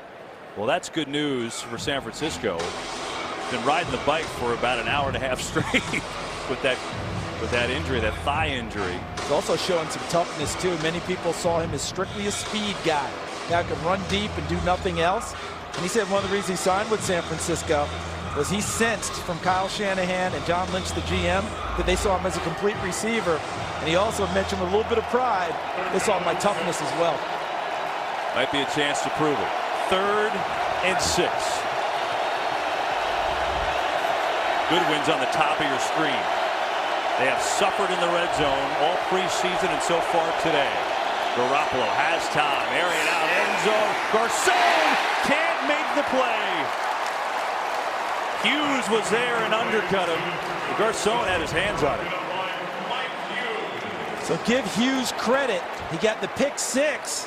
But another big play here because Garcon's got a chance for the touchdown, and Hughes makes enough of a play with his body to force the ball away from Garcon in the end zone. That throw was a little late, but 49ers have to start making these plays. Instead, they'll try for a 33-yard field goal with Robbie Gould, who is hit today from 42. And he's got it. 17-6, 9:15 to go in the 3rd from Minneapolis. So this is interesting. Kyle Shanahan goes over to his young quarterback. What do you think he's saying to him here, Charles? I think he's telling him to anticipate that throw and get rid of it a little bit quicker, because the throw might have been just a tad late, which allowed Mike Hughes to get involved and make a play on the football. But I think it's something you said to me in the break. It bears remembering. He's had 7 starts in his career. And I know he's won all 7, but you forget he's still so green in terms of experience. But I think he showed you a lot of toughness today. Charles, the Vikings lost an unbelievable man. Fred Zamberletti was a trainer and a staple of this franchise since the beginning. Helped the Vikes build from an expansion team in '61, just ingrained in the fabric of life here in Minnesota. Fred worked tirelessly. At one point, he had a streak of 1,049 consecutive Vikings games attended. He was loved by everyone throughout the organization. Our thoughts with the entire Zamberletti family, as Fred, so well loved here in this community. Here's Cousins and the Vikings, and Thielen with a great catch. That was behind him, but he's got hands like glue, and he's got a first down. And this wasn't poorly covered by San Francisco at all, but Cousins able to get outside, keep the play alive, and extend it, and that allowed Thielen to come open late, and Cousins finds him. Great catch. Quick button on Fred Zamberletti. John Ekstrom from their PR staff wearing Fred Zamberletti's Vikings team coat today in his honor. That was great. Cousins on the fake, looking near side. He's got him. Diggs is open, and he missed him. He put a move on Richard Sherman, and he had a step, but they could not connect. I think what happened here, Kevin, is that Diggs got so tangled up with Richard Sherman fighting with him. Watch 14 and 25 go at it here. Now he's got to stop. And now see how he's throwing his arm out to make sure Sherman can't get to him? That cost him a couple of steps downfield instead of being able to make a play on the football. Couldn't get away from Sherman. So Sherman did his job, drew his attention to him not locating the football. Remember, Sherman coming back off an Achilles injury. That's a hard injury to come back from, 2 of them as a matter of fact. He's played well today. Here's Dalvin Cook across the 40. Dalvin Cook has been a feature back for this team today. It's his 8th carry. He's also caught the ball a lot. 6 catches for 55 yards. That guy, Kyle Rudolph, without a catch.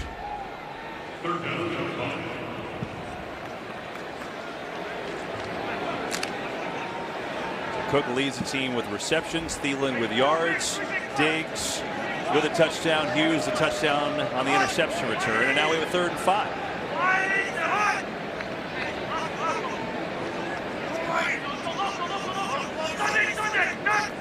Kind of showing blitz. They backed off. Cousins, far side, wide open. Thielen, nobody there. Keeps on running inside the 30. Where did everybody go? Adam Thielen with an easy one and a big hookup of 34. Watch Cousins motion and look at his head. He's looking left the whole way, and somehow he ends up getting K'Wan Williams, number 24, who's back in coverage. Watch him jump up. What is he looking at? He left it a ghost there. There's nothing there to drive upfield for, and ends up opening up extra space for Thielen behind him, and Cousins puts it on him. 34 yards, and now the Vikings in business, down at the 25.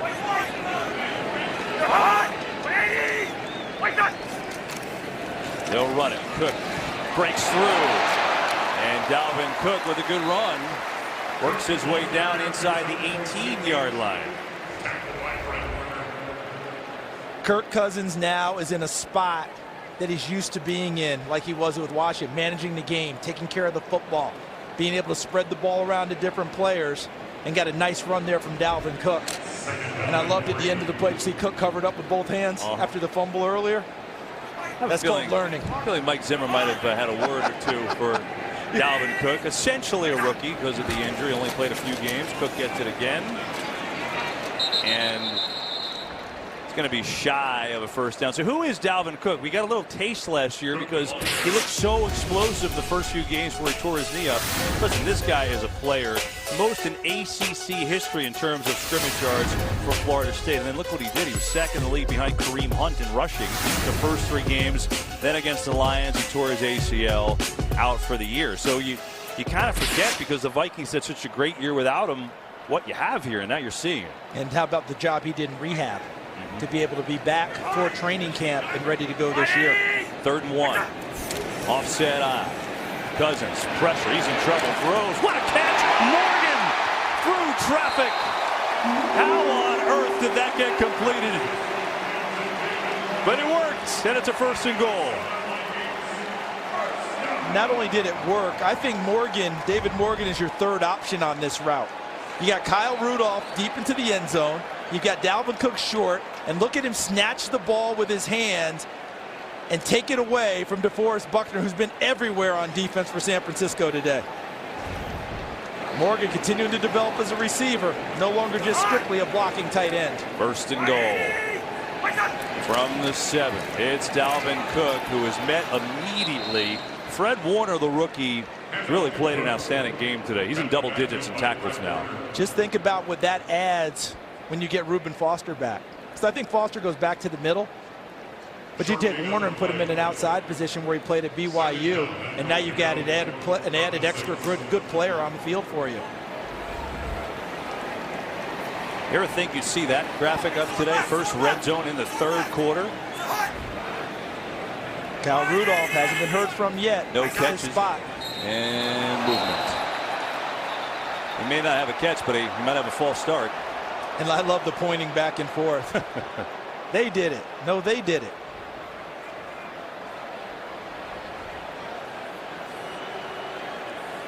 Well, the initial signal was a false start. Now let's see after the discussion. False start. Offense number 14. 5-yard penalty. Second down. It's actually on Stephon Diggs. So to the left of your screen, farthest to the left, Diggs gets in motion first against Sherman. And then everyone else is hopping around too. They're saying the fans here are upset. They think DeForest Buckner jumped. And there's Mike Remmer saying it was against him. No, it's on you guys. Do you know how many NFL players should have gone to law school? Every one of them. He'll do a second and goal from the 11 after the penalty. Cousins going end zone. There's Kyle Rudolph. Touchdown.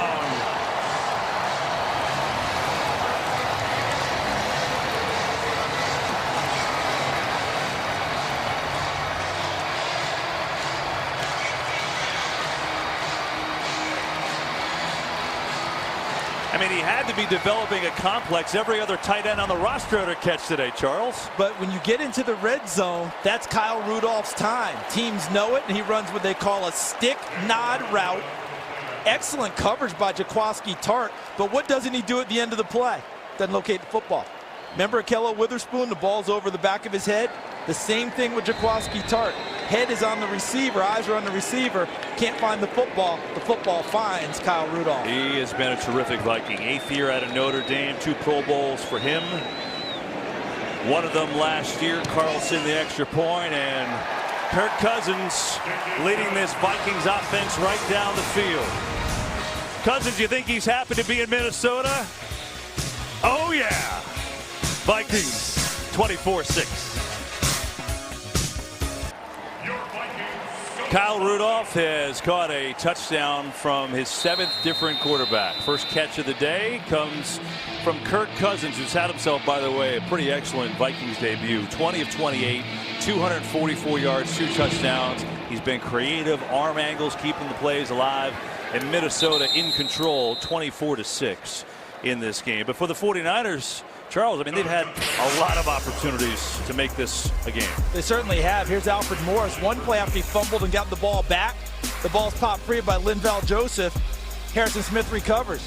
George Kittle on a perfectly designed play. Look at his mouthpiece in the top of his face mask. Normally you have it in your mouth. Maybe he was a little discombobulated before he ran out on that route. And there's a huge miss. And here's Pierre Garçon in the end zone. Got his hands on the football. Nice play by Mike Hughes, but another missed shot. So here come the 49ers in a deep hole. They give it to Breida on the pitch, who works his way for a first down. And so Matt Breida gets a carry with a little over 4 minutes to go in this first half. Third quarter. And again, we watch, just a reminder if you're just tuning in, the 49ers have lost 2 right guards today. So they moved the rookie McGlinchey from tackle to guard. They're working hurt here. Garoppolo, a lot of time over the middle, wide open. Kittle makes that play. Inside the 40, inside the 30. Tell you one thing, Jimmy Garoppolo isn't shy. And his mouthpiece is still on his helmet, Charles. Sorry. So I guess he's decided he's going to go without it. It's just normally you have it in there between plays, usually wear it. But he came back after the drop and makes a big-time catch. How about all the misdirection Kyle Shanahan is showing the Minnesota Vikings defense before throwing it downfield? To open them up some big plays. Here's Breida before Griffin brought him down.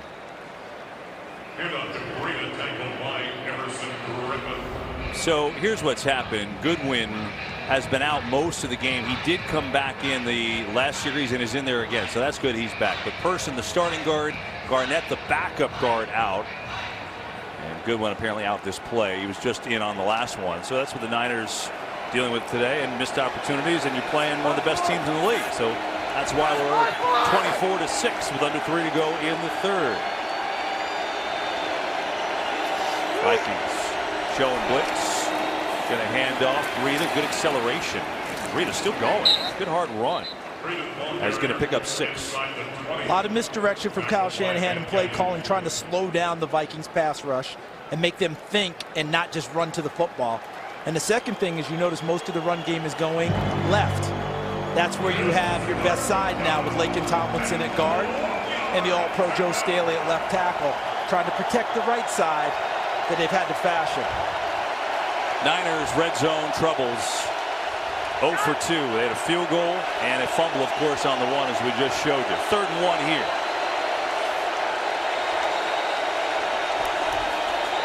Fake to Morris. Garoppolo looking's going to take off and run, and he high steps his way to a first down.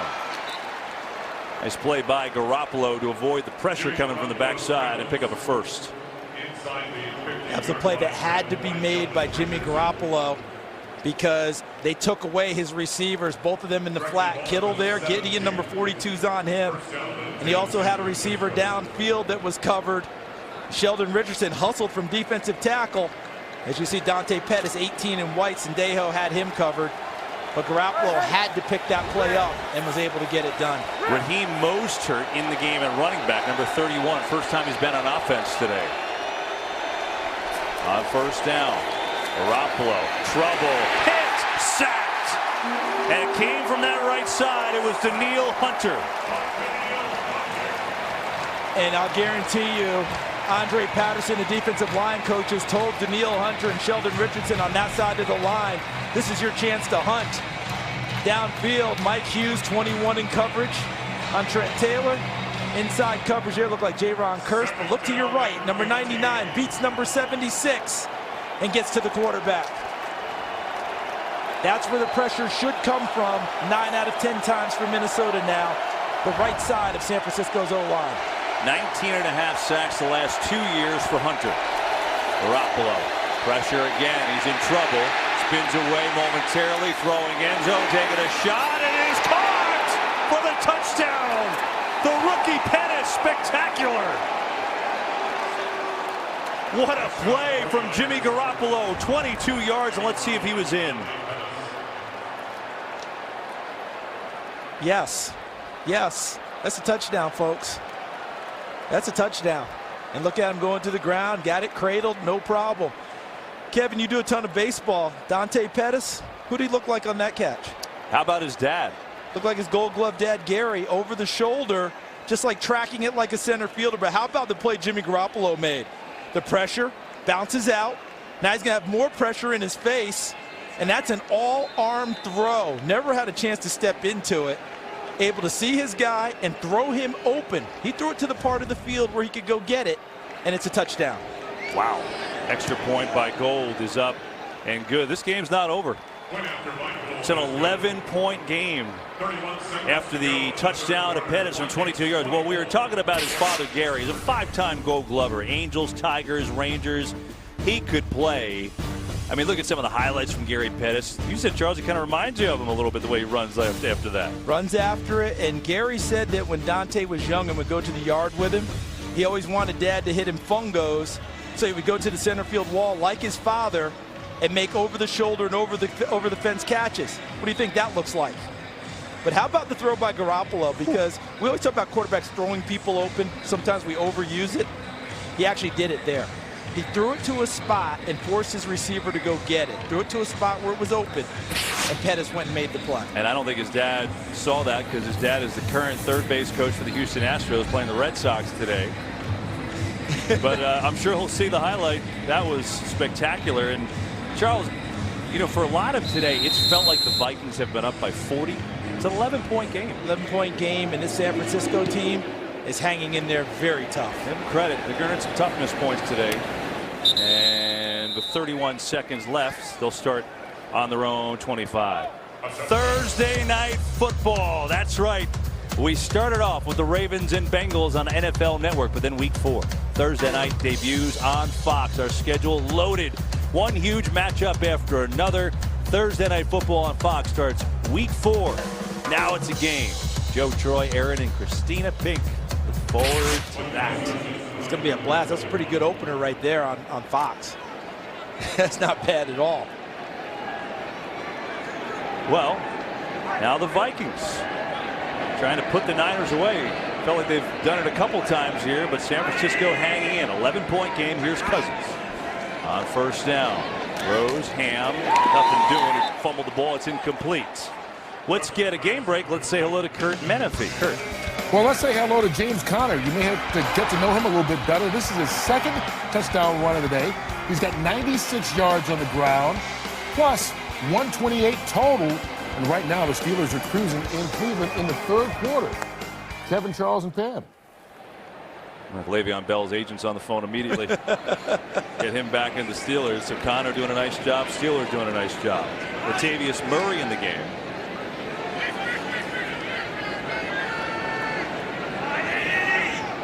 On second down, here is Murray. Not much. That should take us to the end of this third quarter.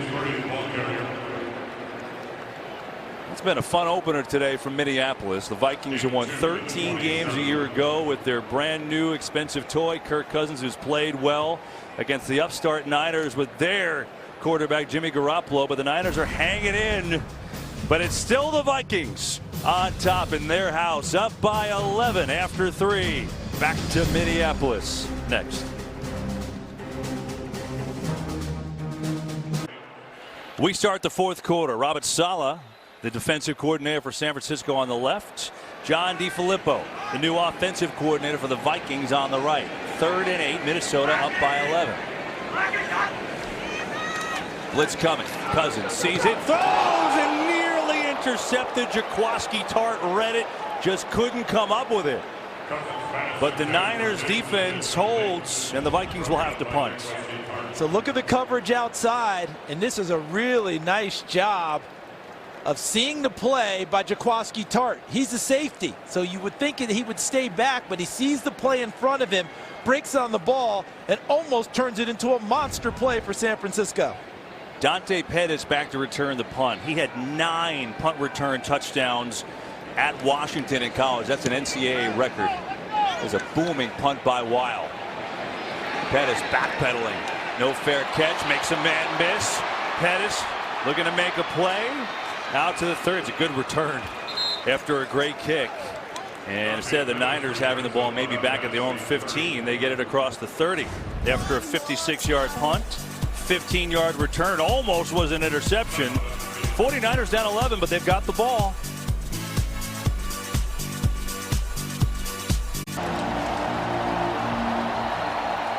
(24-13) Skull chant just ended here in Minneapolis. Great stadium, great fans, great game for the opener. And Jimmy Garoppolo, he has been tough today.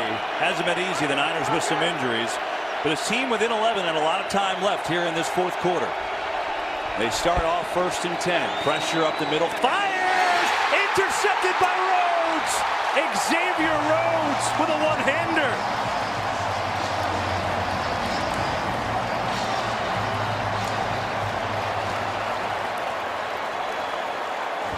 Second interception today for Minnesota. So there's the rookie Pettis working on the all-pro corner Rhodes, who stays with it. That throw goes on Jimmy G. Okay, you know, before the receiver fell down, that's what Mike Hughes picked off. This one was an errant throw. A little bit high and wide of the receiver Pettis, and what a catch by Xavier Rhodes. As you mentioned, one-handed it and hauled it in. I think you have to go back to the fact that Jimmy Garoppolo, this is his 8th NFL start. And what did Kyle Shanahan tell us yesterday? He said, listen, after last year, he did it, you know, on kind of a game plan basis.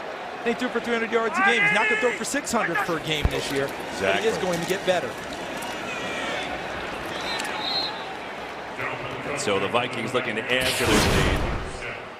Think about this. This is the last play before that when he made an incredible throw.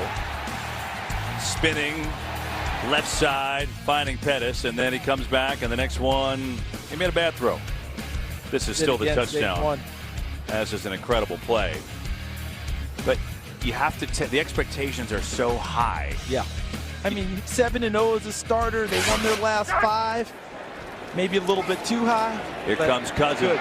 Blitz picked up, going for Thielen. Pretty good coverage there. Kello Witherspoon was on Thielen, who, by the way, has 6 catches for 102 yards. And also carries with him a win for his university yesterday, Minnesota State, against his teammate C.J. Ham, who went to Augustana of South Dakota. Minnesota State won 38-36. And Brandon Zylstra made the squad for Minnesota as a receiver. His younger brother Shane yesterday, 6 catches, 134 yards and a touchdown, 6'5", 220-pound receiver. We may see another Zylstra headed towards the NFL.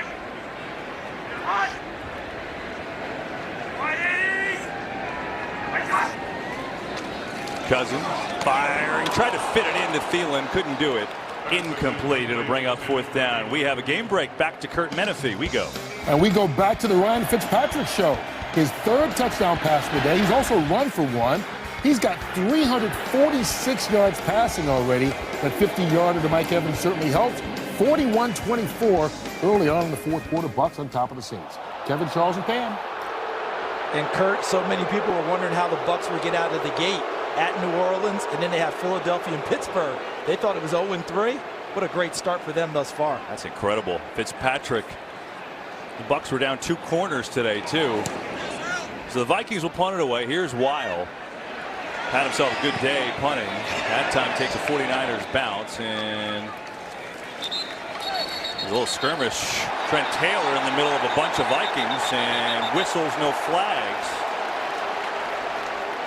That's just Trent Taylor understanding the rules of the play. Once it's touched by a Viking, he can go get it with impunity, and he was trying to get it and make a play.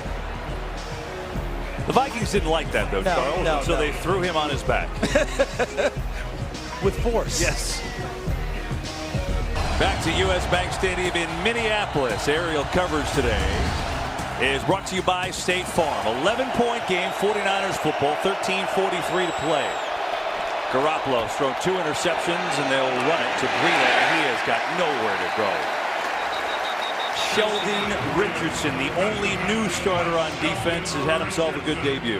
And do you get the sense that Mike Zimmer now is locking in a little bit better and understanding that offensive line really struggling, and if they're going to try and run the football, they're likely to run it left and behind their best side with Tomlinson and Joe Staley, Weston Richburg at center. Look at the Vikings defensive front. Just control the line of scrimmage, not get turned, and allow Sheldon Richardson to come down the line and make the play. That's Alfred Morris in motion. 2nd down. They're going to sling it to Taylor, usually the slot receiver, and he works his way out to the 21. So 3rd and 3 is coming up. And, you know, Mike Zimmer, it's always a treat to talk to him. 5th-year coach for these Vikings. Got into the title game last year. And Charles, he said his biggest fear is that everyone's telling this team that they're going to the Super Bowl. He said this team plays better with a chip on its shoulder, and all you guys are patting them on the back all the time. So someone's got to be the bad guy. So I guess it'll be me. So he's the one working, trying to bring them down.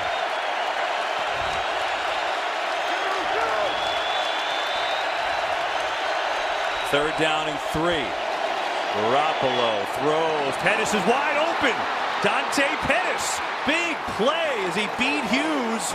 The interception return hero, but he works it all the way down to the 39-yard line. And a gain of 39 on 3rd down. So watch Pettis, number 18, the inside receiver, working on Hughes, froze him and breaks out. And that ball is perfectly thrown by Jimmy Garoppolo. And we've talked about the struggles of this offensive line. Not on that play. They gave Garoppolo plenty of time and space to make the throw to Pettis. And we have not seen Goodwin back in. I wonder if the hamstring... They might have shut him down. Yeah, just too tight.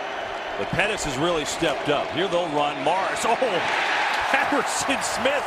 I mean, he almost took the pitch. What a play by the All-Pro safety. Watch number 22 on the line of scrimmage. You guys know I call him the fixer. When Mike Zimmer needs something to happen, he often sends number 22 to take care of the problem.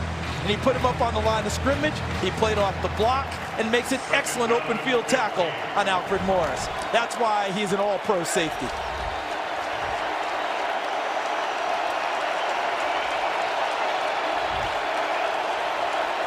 Second down and 15. Pressure. Garoppolo fires it going deep, and he overthrew his man Kittle. Had a step on Harrison Smith, but he had to fit it in there. And now a 3rd and long is coming up. And he also had to hurry it a little bit at the end. Wasn't able to get the smooth flow into the throw. Felt that little bit of pressure. Just had to speed up the process and threw it a little long.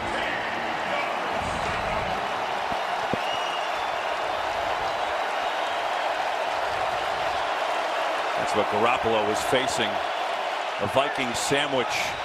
3rd and 15 from the 45. Garoppolo senses pressure. He's in trouble coming near side. Knocked away. Terrific play by Jaron Kearse, but a penalty flag at the 29. So hang on. That came all the way from the back judge in the middle of the field. Also, Charles, one way behind the line of scrimmage, too. We may have offsetting. Oh, I don't think so. But that is a point of emphasis this year. That penalty on Sheldon Richardson, you're not supposed to rough the passer and fall on top of the quarterback. And then in the secondary, there's another one. So you're right, it won't be offsetting. Pass, holding, number 27 defense. That penalty is declined. Personal foul, roughing the passer, number 93 defense. 15-yard penalty from the previous spot. 1st down. So if everyone at home was a little bit confused, the big emphasis is not to put your body weight on the quarterback when you sack him. So when Sheldon Richardson gets to Garoppolo, because he's there on time, but it's him taking his body weight and driving him into the ground and falling on top of him that created the penalty. That's a new emphasis in the NFL, and they're trying to get these guys to roll off of the quarterback as they're sacking him and not fall on top of him for the extra hit. I mean, they won't say it, but that penalty's in place because of Anthony Barr broke Aaron Rodgers' collarbone last year, plain and simple. It's huge. It was 3rd and 15, now a 1st and 10, and Breida with a big hole inside the 20 for a 49ers 1st down. You can't stress enough the monstrosity of that play on a 3rd and 15, and now here they are at the 20. And everyone knows they're going to run left. They run left, but how about Breida's vision? Seeing the hole back to the right side after the play starts left, even with a little bit of a slip, able to get excellent yardage out of that run.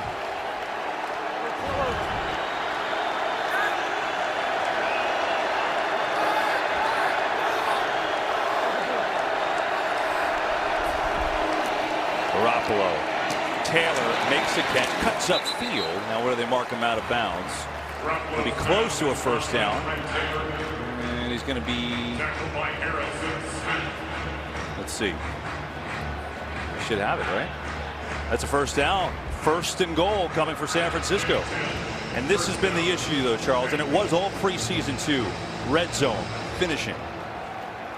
1 touchdown, 2 field goals. Sounds okay, doesn't it? But you want the ratio to be flipped at least.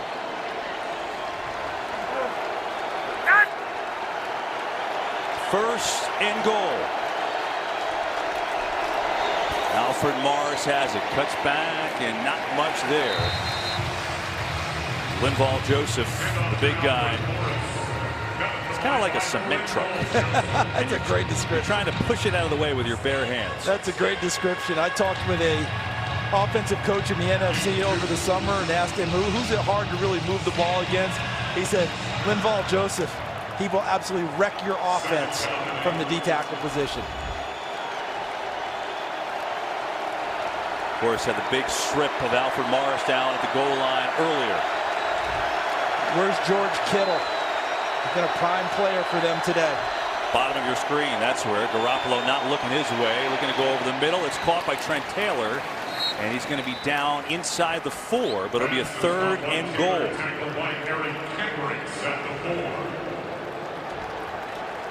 They're down 11 here. So I'm assuming if they were to get in, they go for 2. Interesting call coming your way.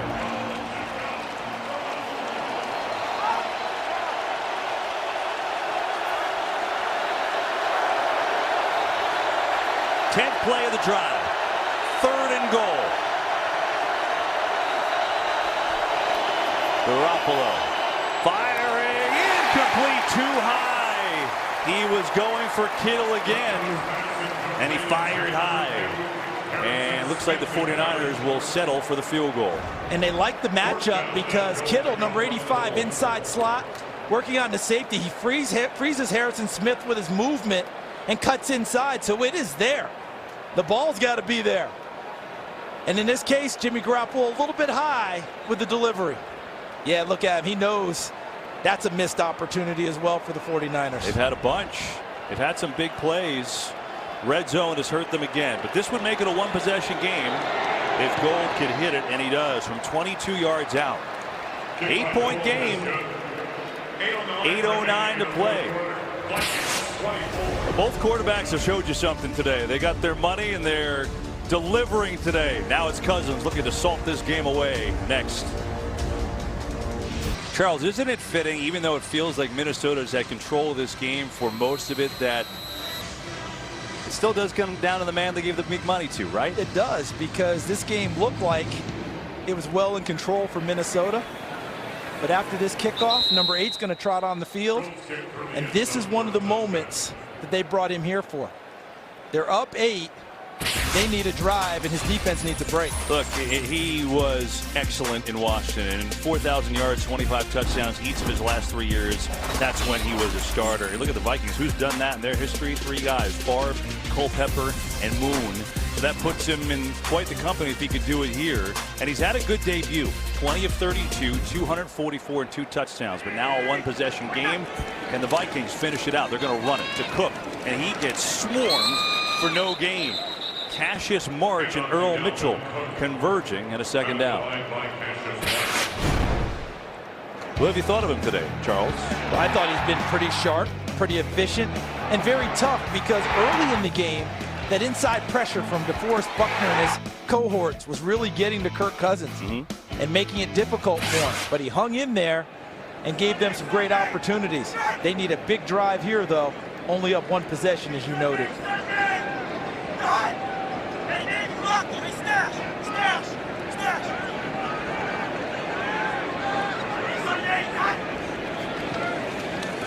Four-man rush. He's going to sling it for Thielen. Knocked away. Fantastic coverage. K'Wan Williams was all over Adam Thielen, and now a 3rd and 9. Well covered by K'Wan Williams, but also the ball was a little bit short. The ball's got to be out there for Thielen to have a chance to make a play on. You see Kirk Cousins, he knows it. Need about another yard on that football to give him his best opportunity. Coverage was good, though, by Williams. Vikings 7 of 13 on 3rd down today. They were excellent in that category offensively last year, too.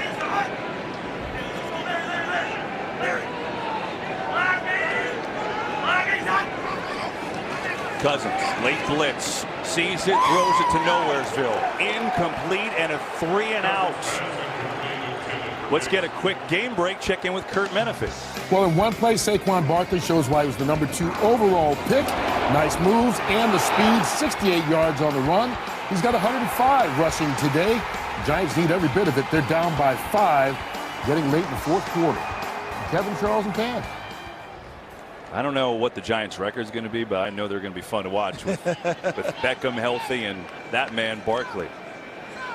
Wiles had a good day punting the football. However, this one is short, really short and out of bounds, and we'll see where they mark it, but it should be up around the 45-ish. Wow. You put the whammy on I put the whammy on him. Apologize. Go back to that last series of Minnesota very quickly, though. Not only did they go 3 and out, they didn't take much off the clock. You know? I mean, look at that 3rd consecutive 3 and out for their offense, and they needed a drive to give their defense a break, change field position, and obviously hopefully score some points. But here come the 49ers again, pretty amped up. So now it's on Garoppolo's shoulders. His team down by 8. A touchdown and a 2-point conversion.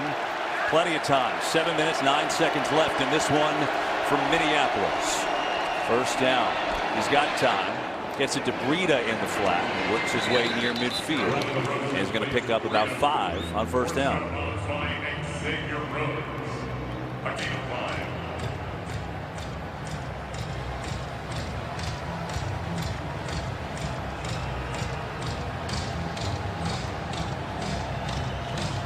Vikings on defense now going with a 3-safety look. J-Ron Kirsch coming on the field, number 27, to go with Sendejo and Harrison Smith, number 22.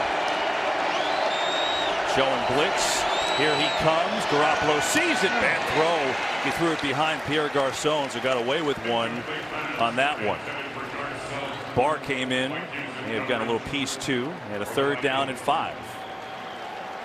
And the Vikings are shuffling defensive linemen now, trying to get fresher guys in on each snap to try and get to Jimmy Garoppolo. Kyle Shanahan may be the best play caller in the league. If not, he's certainly in the top 3. I'd say this is a pretty big call right here.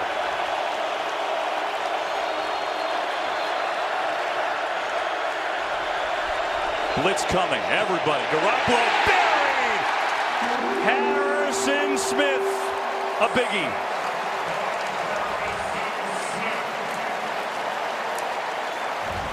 So what do you need on a big play if you're a defensive player and a defensive fan of Minnesota?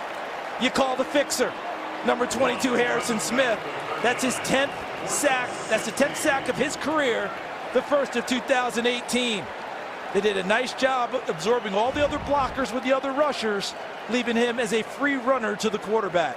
You know, Mike Zimmer has obviously done a wonderful job with this defense, number 1 in the league last year, and they make a play there.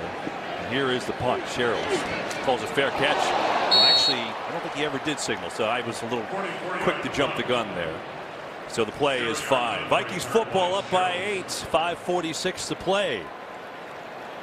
Vikings defense does their job. Now it's back to Cousins. 3 straight 3-and-outs for the Vikings offense. With Murray in the game, he will run a big ball. Latavius Murray upended out to the 27 and a gain of 9. Not bad. Not bad at all for Latavius Murray, who became a dad for the first time this week on Tuesday. His son Major was born, and Latavius took a big pay cut to stay here in Minnesota because he said, I like the atmosphere here. I like the opportunity to win.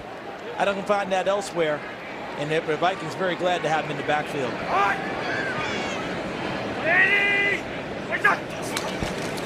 Murray again, another gaping hole, first down across the 30. And Brock Coyle, who made that tackle kind of awkwardly, is down on the ground for San Francisco.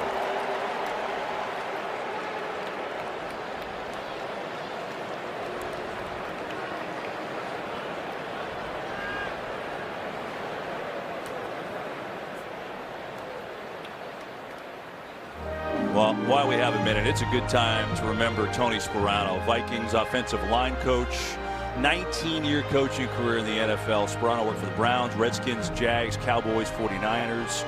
Coached with the Vikings for 2 years, of course, part of the staff last year with Mike Zimmer. And a guy that is so well thought of, well regarded. Heart disease for Tony Sparano. Gone way too early, and we're thoughts with the Sparano family, and that's his guys, the offensive linemen, right? And we got a great story from Brian O'Neill, the rookie, the other night, Charles. And we asked him about Sparano, what he meant when he came in. And Sparano brought him into the office and said, and there's O'Neill, son, you're going to hate my guts. But I will make a player out of you. All right. And then he also said, you got anything mean to say to me? Say it now. This is your only chance. I'll give you a free pass. But after that, you're mine. Brian said, I'm not saying no, a word. No, I'll bank that one. Thank you. So we think of Tony and his family. Right now we think of Brock Coyle, who, gosh, Charles, he's this delicate care here. And this is, look, you don't speculate anything. The league is handling anything of caution like this. But you can see that 49ers players are on their knees. Some are praying. Gosh, obviously I hope that Coyle is okay. So while they tend to him, hi everyone, welcome to the booth. Charles Davis, Kevin Burkhardt. We're learning a lot today about these teams, right? And Cousins good in his debut. Niners, I feel like this could have been a blowout multiple times, but here they are hanging in. Yeah, they wouldn't go away, and it just tells you something that we learned, or we heard from Kyle Shanahan, their head coach, when we met with him. He said this year this team can win any game that it plays. Didn't feel that way last year, and we're seeing that competitive spirit, and we're hearing a nice little ovation for Brock Coyle right there, which is really great to see. That's good. He's sitting up. Really good to see. Well, that's good news. They continue to tend to coil our eyes down on the field. Let's talk about the quarterbacks. We started the day talking about the quarterbacks. Obviously, Kirk Cousins, a 3-year deal, big money. Garoppolo they got last year, but first year truly leading this team. What have you seen? Well, I've seen everything that went into why they wanted to sign him to a long-term deal. You see all the talent. The arm talent is there. You mentioned it earlier, the different arm angles. He practices that. He got it from Brett Favre. Okay, I'm going to practice different arm angles because you never know where you have to throw the football. But the toughness, the competitiveness, he will throw a few to the other team if they want to take advantage of, because he does press it downfield. But he's had to do it behind an offensive line that's been jumbled today. Yeah. So many injuries, guys playing out of position. That hasn't stopped him or Kyle Shanahan from putting together a heck of an offensive show to press the best defense in the league. One thing about Cousins, even though he did get the monster deal, $84 million, right? And you come in, of course, you're going to be the guy when you get that kind of contract. He really doesn't have to be the guy. No, that's a great point. And Mike Zimmer met with him this summer, went to his home in Michigan, talked about Kirk Cousins' home, and met with him and talked to him and said, listen, don't press. Don't worry about anything. Don't try and be something you're not. We signed you because of who you are. And what he was telling him with a hidden message, don't mess up my defense, man. All right, don't come in here and throw a bunch of interceptions and turn it over a bunch, because he's had a fumbling issue in the past in the pocket. Don't do those things, and we'll be just fine. And I think Kirk Cousins has been very good today, but a drive here is what he and his team need to show exactly why they brought him here. Well, try and finish off a game. I'm with you. By the way, great sight seeing Brock Coyle get up, walk off the field. Thank goodness for that. Number 47, Elijah Lee, is in to replace him. So here's the scene. 4:41 to go in the game. Vikings football, they're up 8, so one possession. Their ball 1st and 10 from the 32.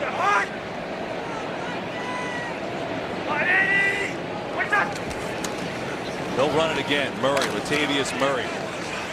And it's interesting, right, Charles? The whole game, it's been Dalvin Cook for the most part, but crunch time, Murray's the guy that's in there. We almost forget that Latavius Murray was a Pro Bowl runner in Oakland.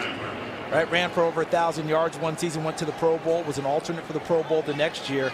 But here comes Dalvin Cook now, wanting to show that he can be a closer in this game as well. That's just like Mike Zimmer trying to show you otherwise, right? You try to make a point and he's going to contradict you.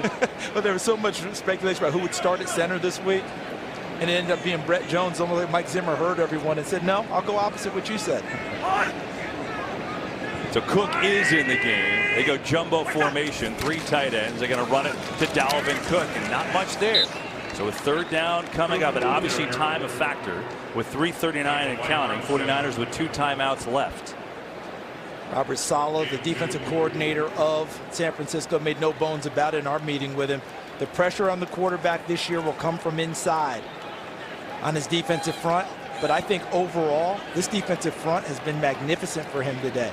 They've stood up and made some big plays. John DeFilippo, new offensive coordinator, needs something here.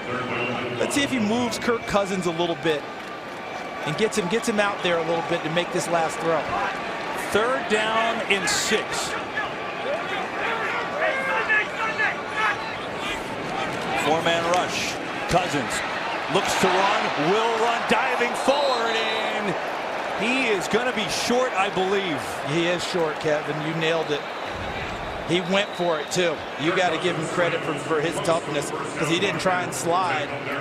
The only thing that scared me was how much he dropped his head going into that. This you don't want to see. Your head going down like that. And that was a really good tackle, because that was shoulder. Elijah Lee, no head involved in that tackle. All shoulder in stopping Kirk Cousins. Elijah Lee just came into the game. Remember, we showed you Coyle gone off, so Lee was his replacement. And so the 49ers will take a timeout. He is short of the 1st down. So the 49ers have 1 timeout left plus the 2-minute warning, and it'll be a 4th down coming up. And another opportunity for the Vikings offense to try and put this thing away. going by the wayside. San Francisco's defense standing up in a big way and getting a chance possibly to turn the ball back over to their quarterback. So they're going to put, fans are reacting. They're showing the replay on the big board, but quite honestly, the angle they showed looks better than where he actually landed. And remember, it's where you go down first. That's where the ball is, not where you bounce and end up. And that's why the ball was spotted short of. Dean Blandino, our rules expert, is with us in LA, and now here comes the red flag. So Mike Zimmer will officially look at this. Let's see when his knee actually goes down. He's down right there. It's hard to see where the football is right there. All right, let's just go to Dean Blandino. Dean, tell us what you're seeing on this play with Cousins. Minnesota is challenging. Yeah, remember, it's not just the knee. It's any body part other than a hand or a foot. It looks like the helmet and shoulder hit the ground, and the ball is probably about a quarter-yard short of the line to gain. Yeah, because Dean, remember, he's got it cradled in his right arm, and the shoulder that goes down first is the right shoulder, so that ball's underneath him. So exactly. Right there. So that's where he's down. You can see. That's a great look right there. You can see the ball is short of where his helmet is. The helmet may make the line to gain, but the football certainly doesn't.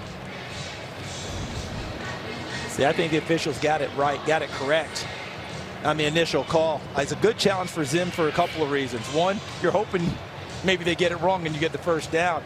But his defense still needs a blow. And the longer this goes, a little bit more time for them to gather themselves, because they're going to need another big effort here when the ball gets punted away. And quite honestly, if the 49ers, if he doesn't win this, if the 49ers get it back and turn it over on downs, the game's going to be over. Exactly. So he really does have nothing to lose. I think it was closer than we initially thought, but I think I agree with you and Dean that he is short. But I think every second of rest for his defense is precious for Mike Zimmer right here.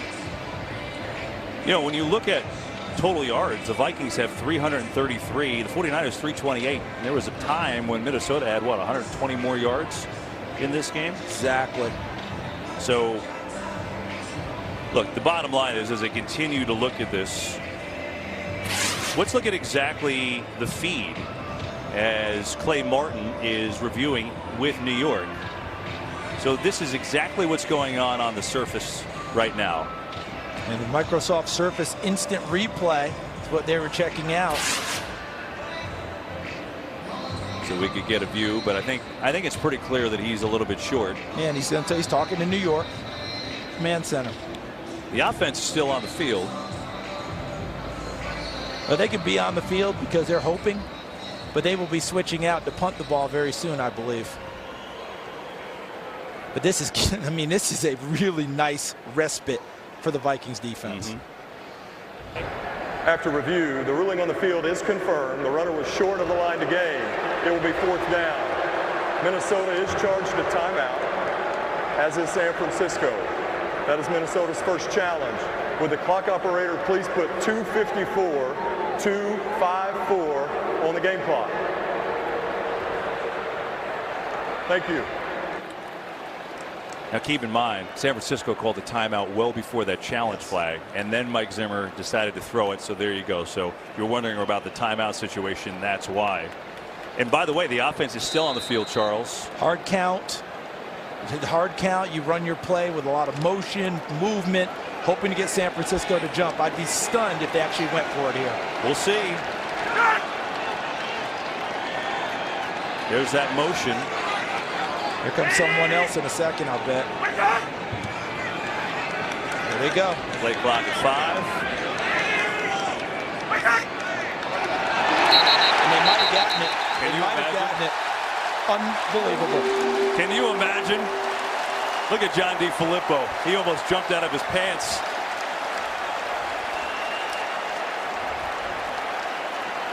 Everyone knew what was going on. But I think Kirk Cousins may have just earned that contract with a cadence. Neutral zone infraction. Defense number 94. 5-yard penalty does result in a first down. And you know who else needs credit? The offensive lineman who jumps up on the movement. See, there's the little movement I said, but now watch. See right there?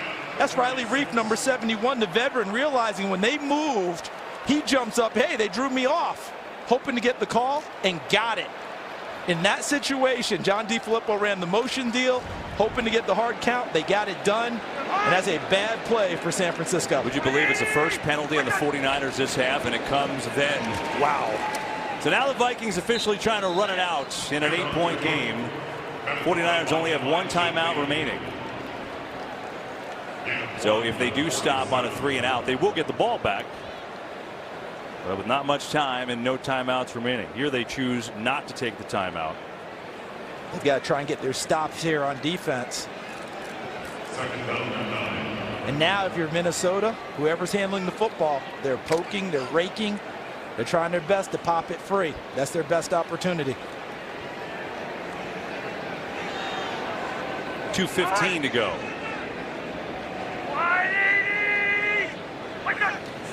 Cousins, Cook, and he's to midfield. So a 3rd down and 6 coming up. Will they take the timeout here? They will not. They'll save it after the 2-minute warning. So we've hit the 2-minute warning. The Vikings are first down away from winning their opener. 3rd down coming up. We come back.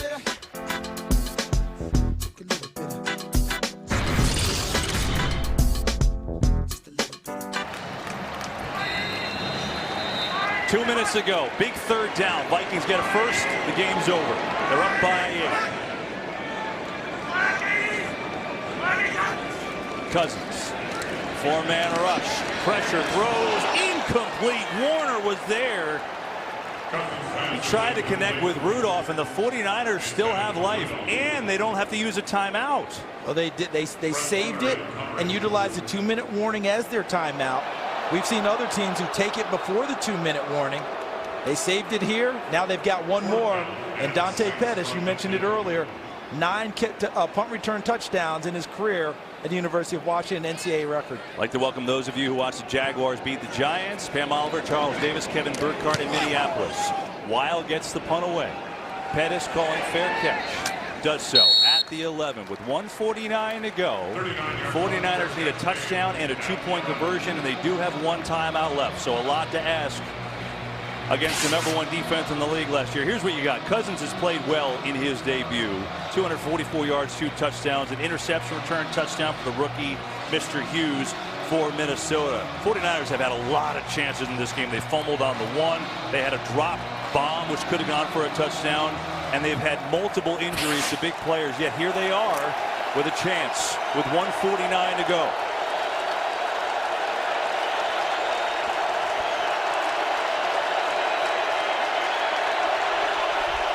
On 1st down, near side, incomplete. He was looking for Matt Breida, covered by Kendricks.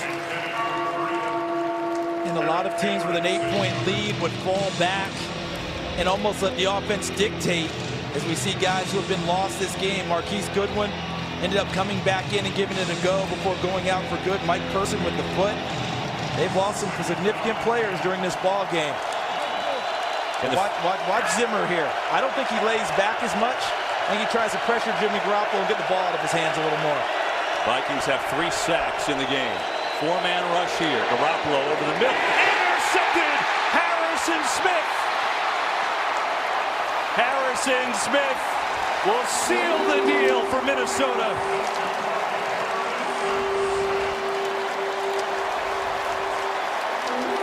Eight tackles, a sack, 2 tackles for a loss, and the interception will give the Vikings an opening week win.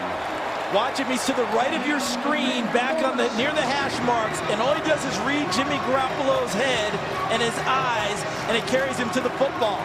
He had no man-to-man responsibilities. He's deep in zone, and he's able to just go to the football. And good coverage downfield as well from Eric Kendricks, number 54, shadowing the receiver. And Harrison Smith comes over and takes it and allows the Vikings to finish this one off. Yeah, they could sign the quarterback who played well today. They could run the ball. We know they will, but this team is still about their defense. And in the critical spots, that's where they deliver, like Harrison Smith with the interception. Murray in the game now with 1:35 to go. The 49ers do have one timeout left, as Murray will run it. But after this, it'll run down until 0. So 3 interceptions for Garoppolo today, 261 yards. And while this one runs down, let's get a game break from Carissa Thompson. Well, Kev, I know you were just asking what's coming up next. Let me tell you, America's Game of the Week, Dak Prescott getting his new-look Cowboys team ready. No Dez, no Jason Witten. Meanwhile, Cam Newton's got a new offensive coordinator in Norv Turner. We'll see what that combination can come up with. It's all coming up next on America's Game of the Week. Carissa, thank you very much. Look forward to that one. 24-16 here, minute 32 to go. The 49ers cannot stop the clock any longer. It'll be a 2nd down and 9. Harrison Smith not letting go of that one. No, the fixer finished things off. But how about Garoppolo? One thing he can be somewhat happy about, pressure's off of the street. We don't talk about that anymore. 7-0 no longer. But boy, is he going to be a force to be reckoned with. Murray will run it into a pile. 3 interceptions, first career game. And again, it bears reminding, and Kyle Shanahan told us, let's not go crazy. He came in, he was great. We won 5 games. He's not going to throw for 600 yards. This is his 8th career start. There are going to be some bumps. And as we talked about, Charles, the expectations, that's what he's dealing with now for the first time, this entire team. Yes. And what they did today on offense against the #1 defense in the league, with 2 offensive guards going down, a rookie tackle now playing guard, a guy who missed all of training camp with a concussion playing tackle. That's got to be encouraging for San Francisco. Sure is the case. Murray will run it on 3rd down, and they could essentially tick this almost all the way down. There'll be like 2 seconds left. So Cousins snaps and does a little dance and falls down. That'll be that. But how painful will it be to watch the tape for San Francisco on the way home and see the missed opportunities, red zone and otherwise? Give Minnesota all the credit. They came in here and won this game. But if you're a building team like San Francisco, it'd be a great teaching tape for them. Yeah, I'd like to thank you for watching today. Our entire NFL on Fox crew. Pete Macheska, our producer. Artie Kempner, our director. And week 1 of the NFL. So good to be back on Fox as Kyle Shanahan looks on. Going to get down to play clock will expire here with 2 seconds left. Vikings call a timeout. And again, they'll just have to snap it and take a couple steps, and then they could fall down. And this one will be official. And Kirk Cousins' debut, a success. 20 of 35, 244 yards, and 2 touchdowns. And still a few things for them to work on as well. Big one, how do you close out a game? And they were able to close it out on a 4th down with a long, hard snap count. They got San Francisco to jump. Isn't that amazing? All the talk about Cousins and running this offense, and maybe the best thing he did today was his cadence. Did not hurt.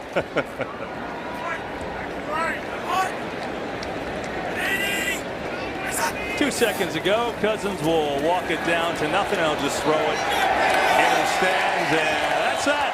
The Minnesota Vikings start off their season with a win, taking down the 49ers 24-16 from Minneapolis here today. Good one on our opener. For Pam Oliver, Charles Davis, our entire NFL on Fox crew, I'm Kevin Burkhardt. We will see you next week. Coming up, a lot more to do. It'll be the State Farm Game Break Show. Kurt Menefee in LA. Take it away.